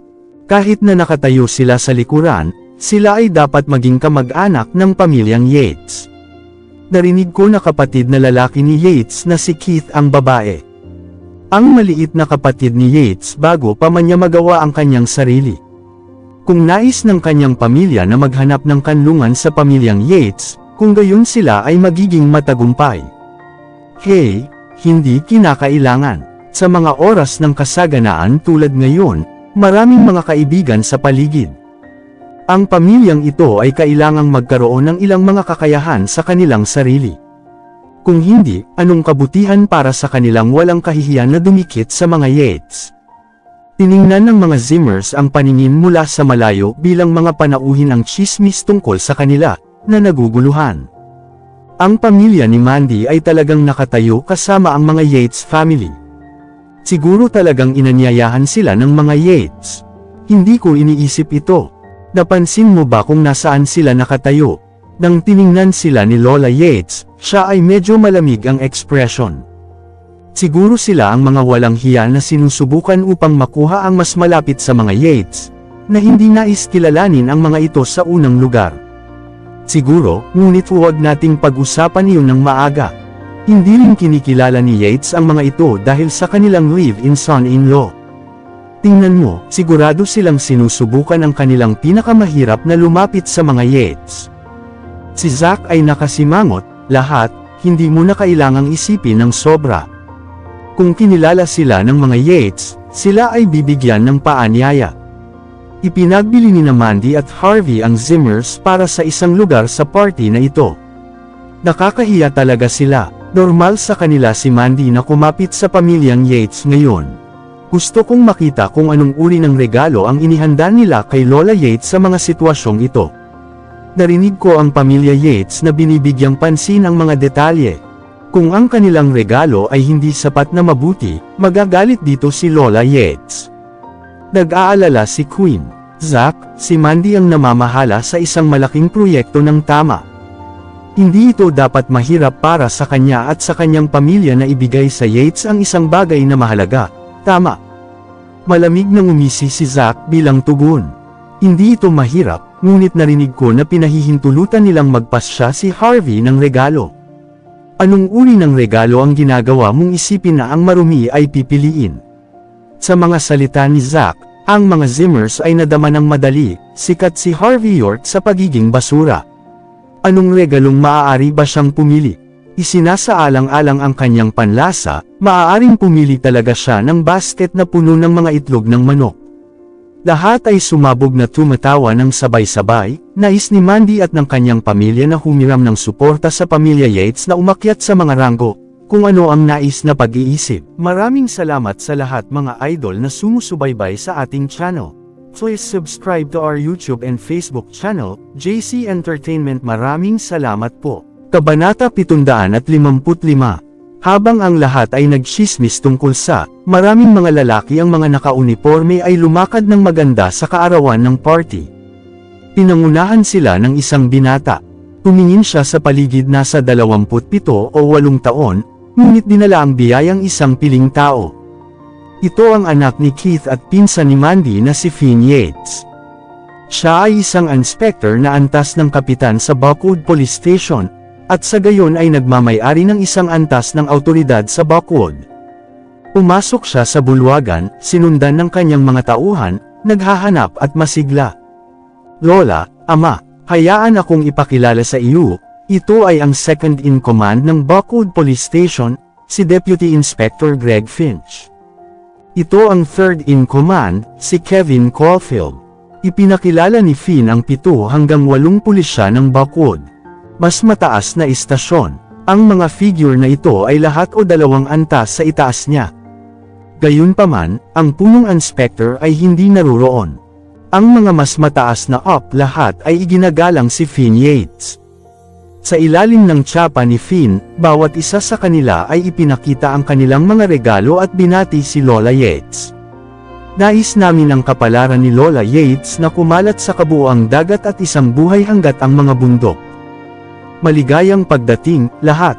Kailangan kong pasalamatan kayong lahat sa pag-aalaga ng aking anak na lalaki sa kanyang oras ng paglilingkod. Ngumiti si Keith, pinagsasabay ang kanyang mga kamay sa pagbati. Ipinakita rin sa kanila ni Lola Yates ang isang pag-aayos ng ngiti na hanggang tainga. Para sa kay Finn na dalhin itong maraming mas mataas na up mula sa istasyon ng pulisya, kahit na sa Buckwood lamang ito ay sapat upang patunayan na siya ay mahusay na ginagawa para sa kanyang sarili. Hinawakan ni Lola Yates ang kamay ni Finn at sinabi, "Oh, Finn, pinigyan mo ng labis na pagmamalaki ang pamilya. Ang kinabukasan ng pamilyang Yates ay nakasalalay sa iyo." Sinabi ni Lola Yates, "Master Yates, nararapat talaga si Finn sa mga papuri. Masyado siyang may kakayahan." Ang punong inspector ay inirekomenda siyang maging representante ng inspector sa susunod na taon. Pagdating ng oras, siya ang magiging ika-4 na in command sa istasyon ng pulisya. Siya ay magiging pantay ang paglalakad sa bawat isa sa atin. Ang pamilyang Yates ay tunay na puno ng talento. Ang punong inspector, ang first in command ng istasyon ng pulisya, ay kinokontrol ang lahat. Upang mailagay ito ng simple, siya ang nagpapasya sa taong hahawak sa posisyon ng Deputy Inspector.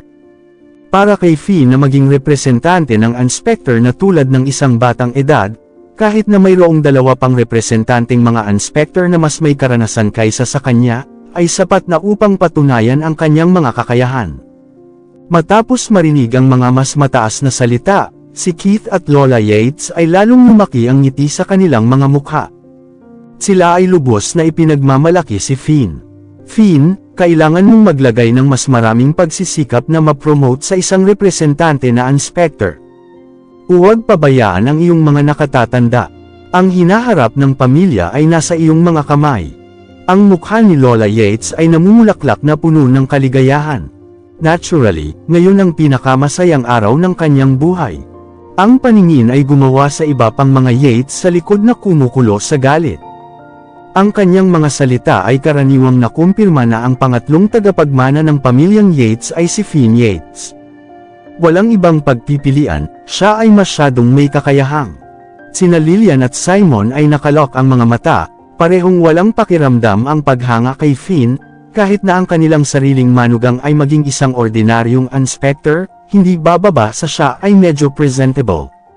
Tila mayroon lamang silang Cynthia Zimmer na inaasahan na magpakasal sa isang may kakayahang lalaki. Ang mag-asawa ay gumawa ng isang lihim na panata upang pumili sa kanyang kapareha ng maingat sa hinaharap, kung hindi, magpakasal siya sa isang lalaking katulad ni Harvey York. Na ginagawa silang palaging pagtaas ng kaunting mga daluyan ng dugo sa labas ng galit.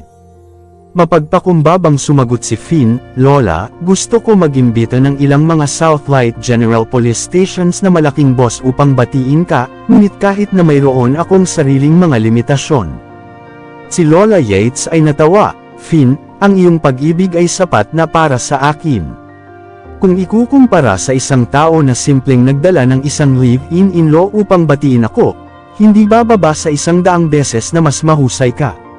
Matapos marinig ang kanyang mga salita, hindi magagawa ni na Simon at Lillian na mas mahaba ang mabuhay sa kahihiyan. Kabanata 756. Ang totoo, sina Simon at Lillian ang may pinakamababang pagraranggo sa lahat ng pamilya Yates. Hindi na kailangang sabihin, si Keith Yates ang third in command sa Southlight. Siya ay may mataas na katayuan at napakalawak na kapangyarihan. Ang kanyang anak na lalaki ay malapit ng maging representante ng inspector ng Buckwood Police Station, isang bata at nangangakong lalaki. Tulad ng para kay Tanya Yates, itinatag niya ang kanyang sariling negosyo. Kahit na ito ay hindi anumang pangunahin, siya ay makakakuha ng libu-libong dolyar bawat taon. Si Leighton Love, sa kabilang banda, ay ang pangulo ng Buckwood Bank.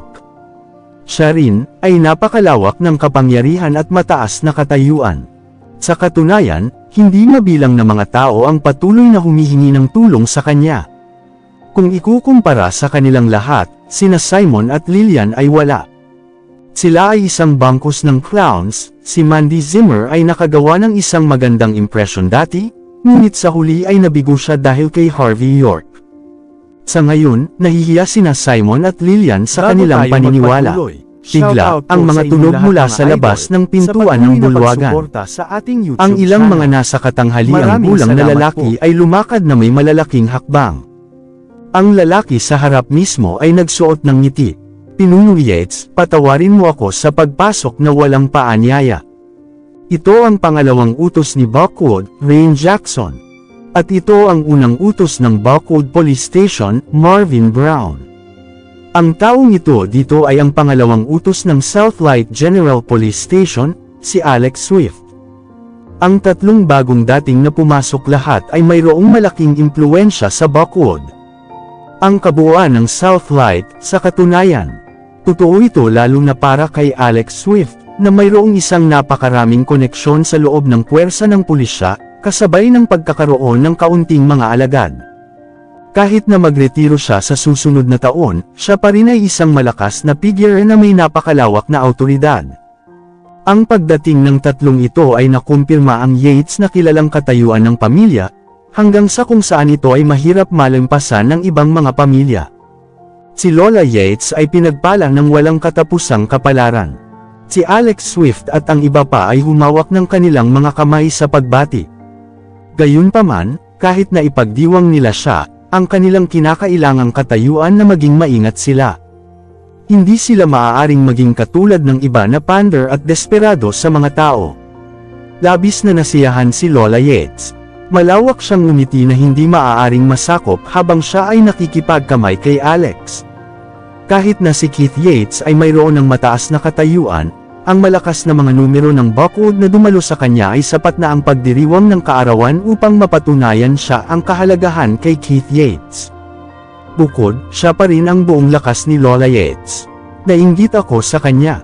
Sobrang dami niyang malalakas na mga bisita. Ang mga mata ni Senior Zimmer ay naging mapula bilang siya ay napanood ang eksena sa harap niya. Lahat sila ay ipinanganak sa isang mayamang pamilya, ngunit bakit ito ba ay maaaring magkaroon ng mga pangunahing figure ang mga Yates na ipagdiwang ang kanilang party sa kaarawan kapag ang Zimmers ay hindi? Ang Senior Zimmer ay madalas na mangarap ng ganyang mga sitwasyon.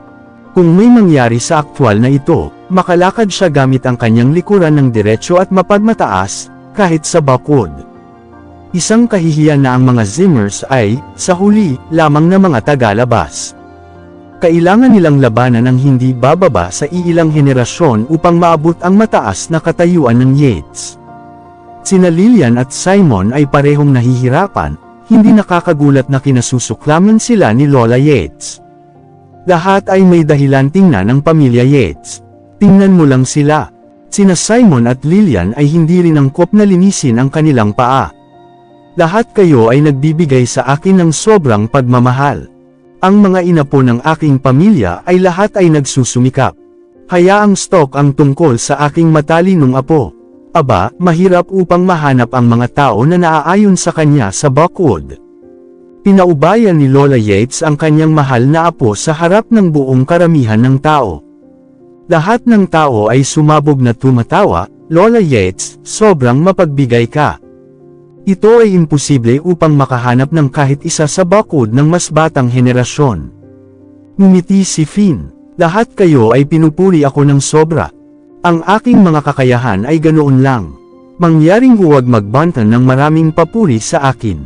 Narinig ko na ang aking tiyahin na nawala sa akin at makipag-ugnay sa loob ng maraming taon ay bumalik sa kanyang pamilya ngayon. Narinig ko din na ang aking pinsan ay hindi kapani-paniwalang may talento, at nagawa ang proyekto ng Silver Nimbus Mountain Resort sa kanyang sarili. Ang aking bayaw ay isa ring taong may talento, ako ay magtaka kung dumating din siya ngayon. Kabanata 757. Naging ligaw ang karamihan matapos itong pakinggan at nagsimulang magchismis ng frantically. Ang pagkakakilanlan ni Finn Yates ay naging pambihirang. Gaano kahusay ang isang tao na siya mismo ang pumuri? Ang isang nakakagulat na panauhin ay nagtanong, hindi ba ang pamilya Yates sabihin na si Finn ang pinakamatalino na binata sa kanyang henerasyon? Mayroon ba siyang bayaw na iyon tulad ng may kakayahan? Paano ito posible para sa isang apo ng pamilyang Yates na magpakasal sa isang ordinaryong tao? Hindi mahalaga kung ano, tiyak na pumili siya ng isang mayaman at makapangyarihang tao, tama? Ang mga tingin ng mga tao ay lumipat sa paligid, sa wakas ay lumapag kay Harvey York. Sa paningin niya, nagsimula silang manginig. Ang taong ito, ang kanyang mga pamamaraan. Ang mga Zimmers, na nasa karamihan, lahat ay tumingin ng labis na pagkabalisa. Nang marinig nila ang chismis, sila ay nagpalitan ng mga sulyap at sumabog sa tahimik na pagtawa. Tinakpan ni Queen Zimmer ang kanyang bibig habang tumatawa siya. Lolo, ngayon alam ko na kung bakit ang mga Yates ay tumingin kay Mandy at sa kanyang pamilya. Dapat na ipinagmamalaki ni Harvey ang isang bagyo. Ang Yates actually ay bumili ng kanyang mga kasinungalingan. Sila ay naniwala na gumawa ang isang tao ng kwento. Tumawa ng malamig si Zack. Ang marumi ay palaging marumi. Nakakainis sa lahat saan man siya pupunta. Nasimangot si Senior Zimmer. Huwag tumawa. Tayo rin ay Zimmers. Huwag hayaang may makakakita sa atin. Kailangan nating lumayo kay Mandy at sa kanyang pamilya. Tinanggihan ni Senior Zimmer si Mandy kung paano siya nakakahiya ang pamilya sa mga Zimmer sa publiko. Sa katotohanan, hindi ginawa ni Finn ang kanyang sinabi para sa walang dahilan. May mga alingaw na si Mandy Zimmer ay lihim na babae ni Prince York. Sa walang malay, alam ni Finn na ang kanyang asawa talagang si Prince York. Siyempre, tumpak ang kanyang likas na ugali. Hindi niya ginawang hula ang mali si Harvey York ay talagang si Prinsipe York. Gayunpaman, marami ang walang kabuluhan sa katotohanan ito. Nang marinig ni na Simon at Lillian si Finn na pinag-uusapan si Harvey, ang kanilang mga mukha ay naging madilim pa sa gabi. Hindi nila ipinang-ahas na ipagpatuloy ang paksa. Mabilis, nilang hinayla si Harvey York, yumuko ang kanilang mga ulo. Napakaraming tao sa karamihan. Upang maging mapahiya dito ang magiging panghuling kahihiyan. Tia, Uncle, ano ang iyong dalawang itinatago? Bakit hindi namin makuha ang iyong mabuting manugang na lalaki upang matugunan ang lahat? Gusto kong makilala siya. Interesado si Finn, gayunpaman, sa sandaling nakita niya si Harvey York sa dagat ng mga tao. Ang kanyang katawan ay tumigas ng bahagya habang siya ay sinukat si Harvey York. Si Harvey York ay bihis na bihis sa araw na iyon, bilang kung siya ay isang manggagawa lamang sa opisina. Taliwas ito sa kung ano ang mayroon kay Finn Yates na nahulaan. Kainahinala, tinanong ni Finn, "Tia, huwag lahat sinasabi ng mga tagalabas na si Mandy ay talagang si Prince York lihim na babae." "Ano, siya talaga si Prince York? Paano ito posible? Karaniwang si Prince York ay sobrang maingat. Paano ito magiging siya?" Narinig kong inanyayahan siya sa party ng kaarawan ngayon. Nagpadala ng paanyaya ang Yates patriarch. Si Keith Yates ay nanginginig sa kanyang paa sa sandaling iyon. Ang kanyang tingin ay hindi sinasadya na lumipat patungo kay Harvey York. Ito ang maalamat na si Prince York. Ang kanyang hitsura, ang kanyang mga pamamaraan. Tiyak na kahawig niya ito medyo mapang-akit. Natigilan sa pangalan ng Prince York, ang lahat ng tingin ay nahulog kina Simon at Lillian. Ang malamig na pawis ay nagsimulang tumulo sa mga katawan ng dalawa, nakababad sa kanilang mga damit. Si Harvey York ay talagang si Prince York. Ito ay dapat na isang hindi pagkakaunawaan. Kung mayroon man itong ibang okasyon, sina Simon at Lillian maaaring sumama sa kasinungalingan at maglagay ng isang charade para sa kapakanan ng pagkakaroon ng reputasyon. Sa ilalim ng kasalukuyang sitwasyon gayunpaman, alinman sa kanila ay hindi nang ahas na gawin ito. Maraming salamat sa lahat mga idol na sumusubaybay sa ating channel.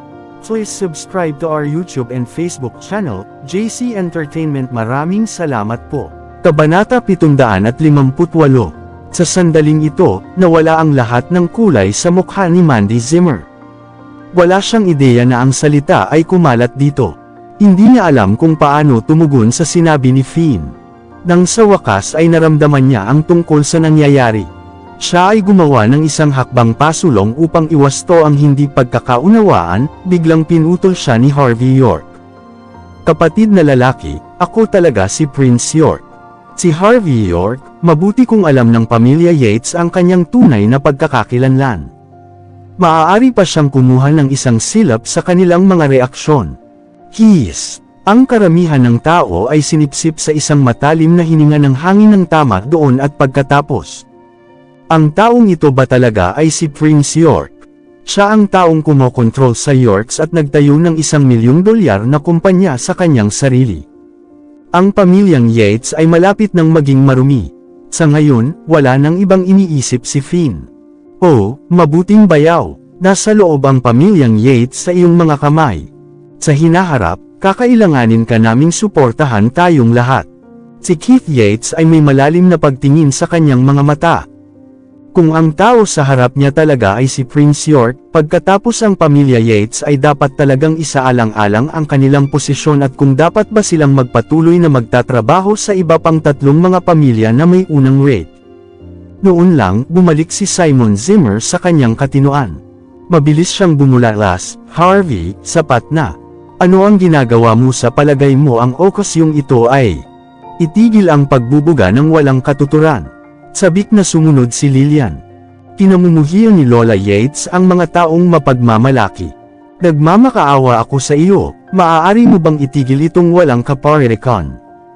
Agad na tinakpan ni Mandy Zimmer ang bibig ni Harvey York, galit na galit. Si Cynthia Zimmer lamang ang nabigla. Hindi ba sinabi ni brother-in-law na pupunta siya at panatilihing lihim ang kanyang pagkakakilanlan? Paano siya nagpasyang ilantad ang kanyang sarili ngayon? Si Harvey York ay natawa at sinabi, "Kung nais nilang suportahan ang pamilya, kailangan ko lang sabihin ang salita." Si Simon Zimmer at ang nalalabi sa mga Zimmers ay halos dumura ng dugo nang marinig nila siya. Ito ay makakakuha ng kamay. Kailangan lang niyang sabihin ang salita. Mapipigilan ba niya ang kalokohan na ito?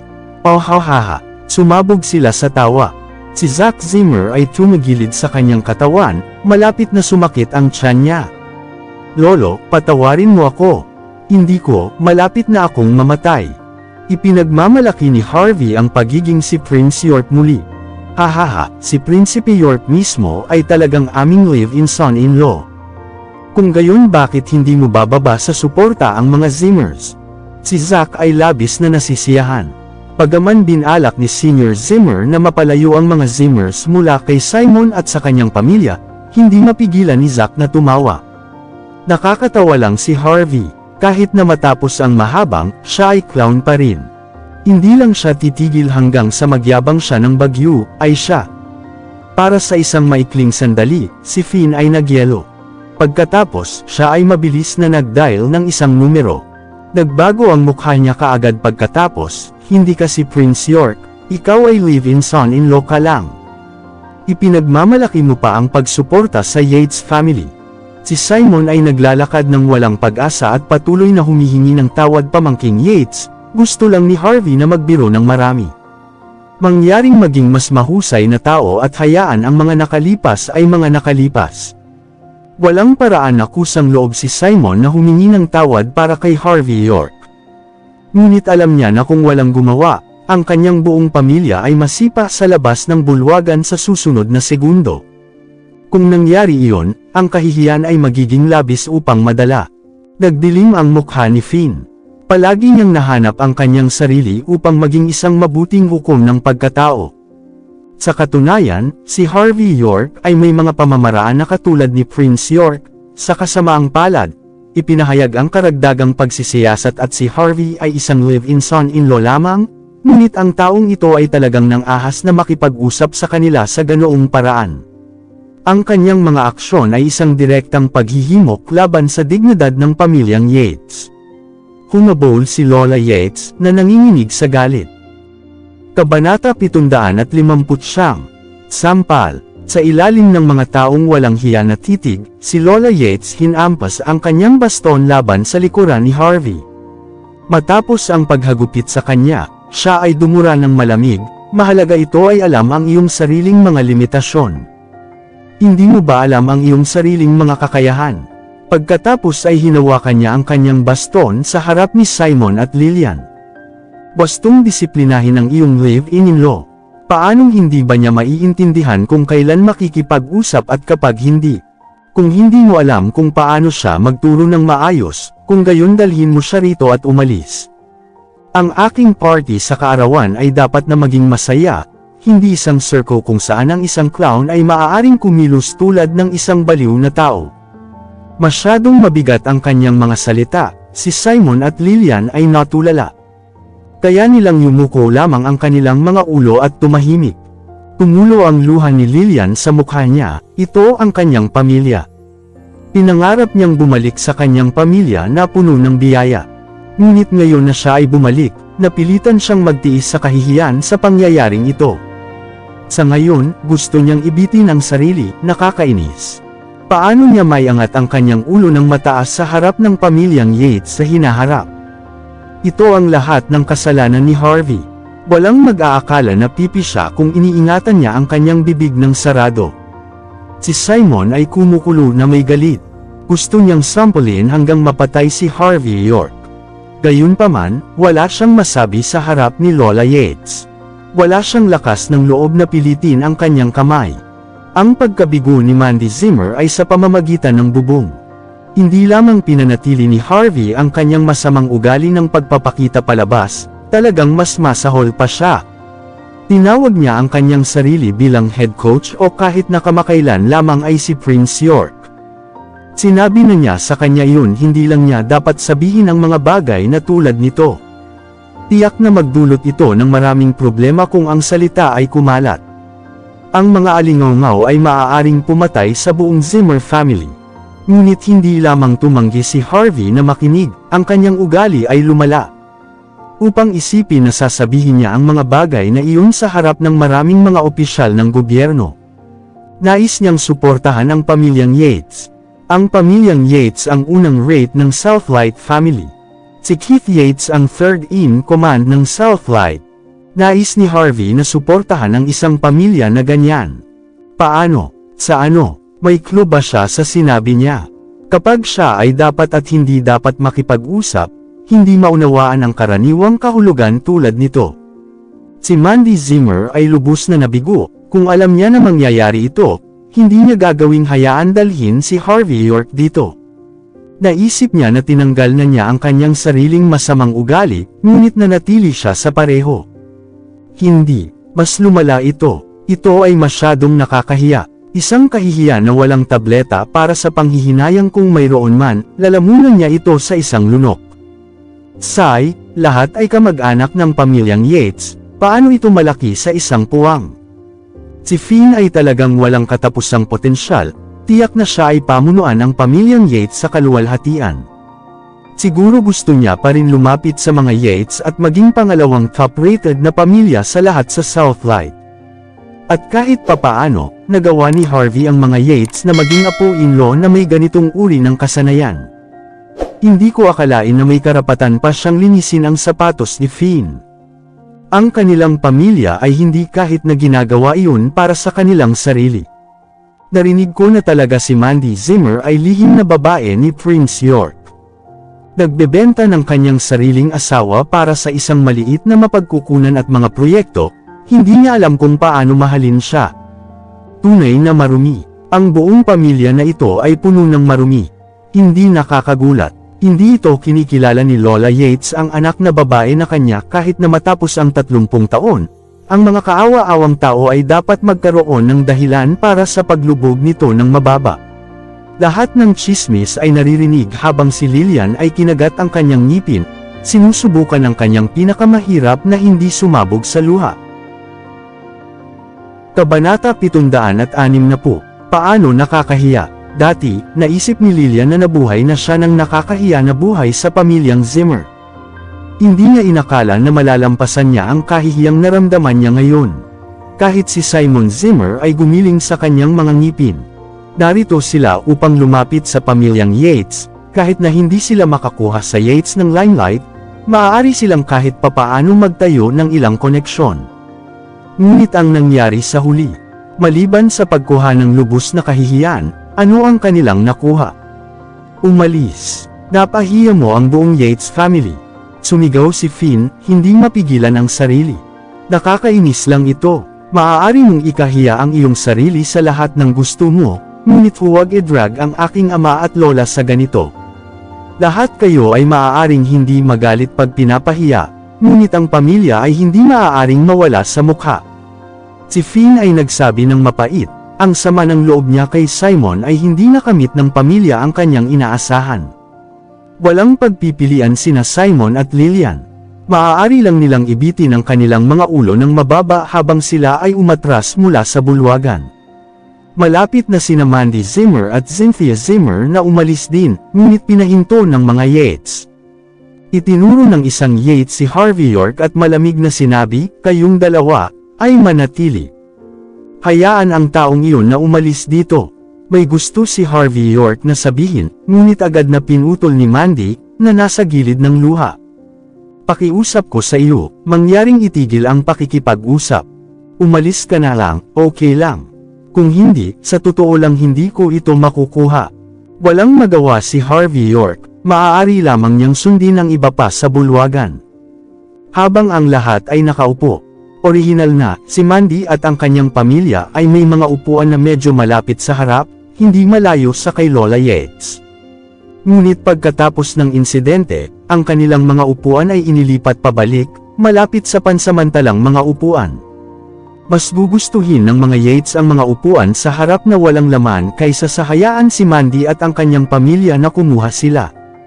Mula sa mga pagkakalagay ng mga upuan, halata na nais ni Lola Yates na ibigay kay Mandy at sa kanyang pamilya ang isang pagkakataon. Ngayon, gayunpaman, siya ay ganap na sumuko sila, tanging ang may mataas na katayuan ay maaaring umupo sa harap. Mula sa mga hitsura nito, ang pamilya ni Simon Zimmer ay hindi gaanong mahalaga. Si Cynthia lamang ang hinilanita niya sa kanilang upuan sa harap. May pagkakataon pa rin kami. Sinabi ni Simon Zimmer, na nagngangalit ang kanyang mga ngipin. Kung ang aming regalo ay maaaring mapasaya si Lola Yates, gagawin namin na magkaroon ng isang pagkakataon upang bumalik sa mga upuan sa harap na hilera muli.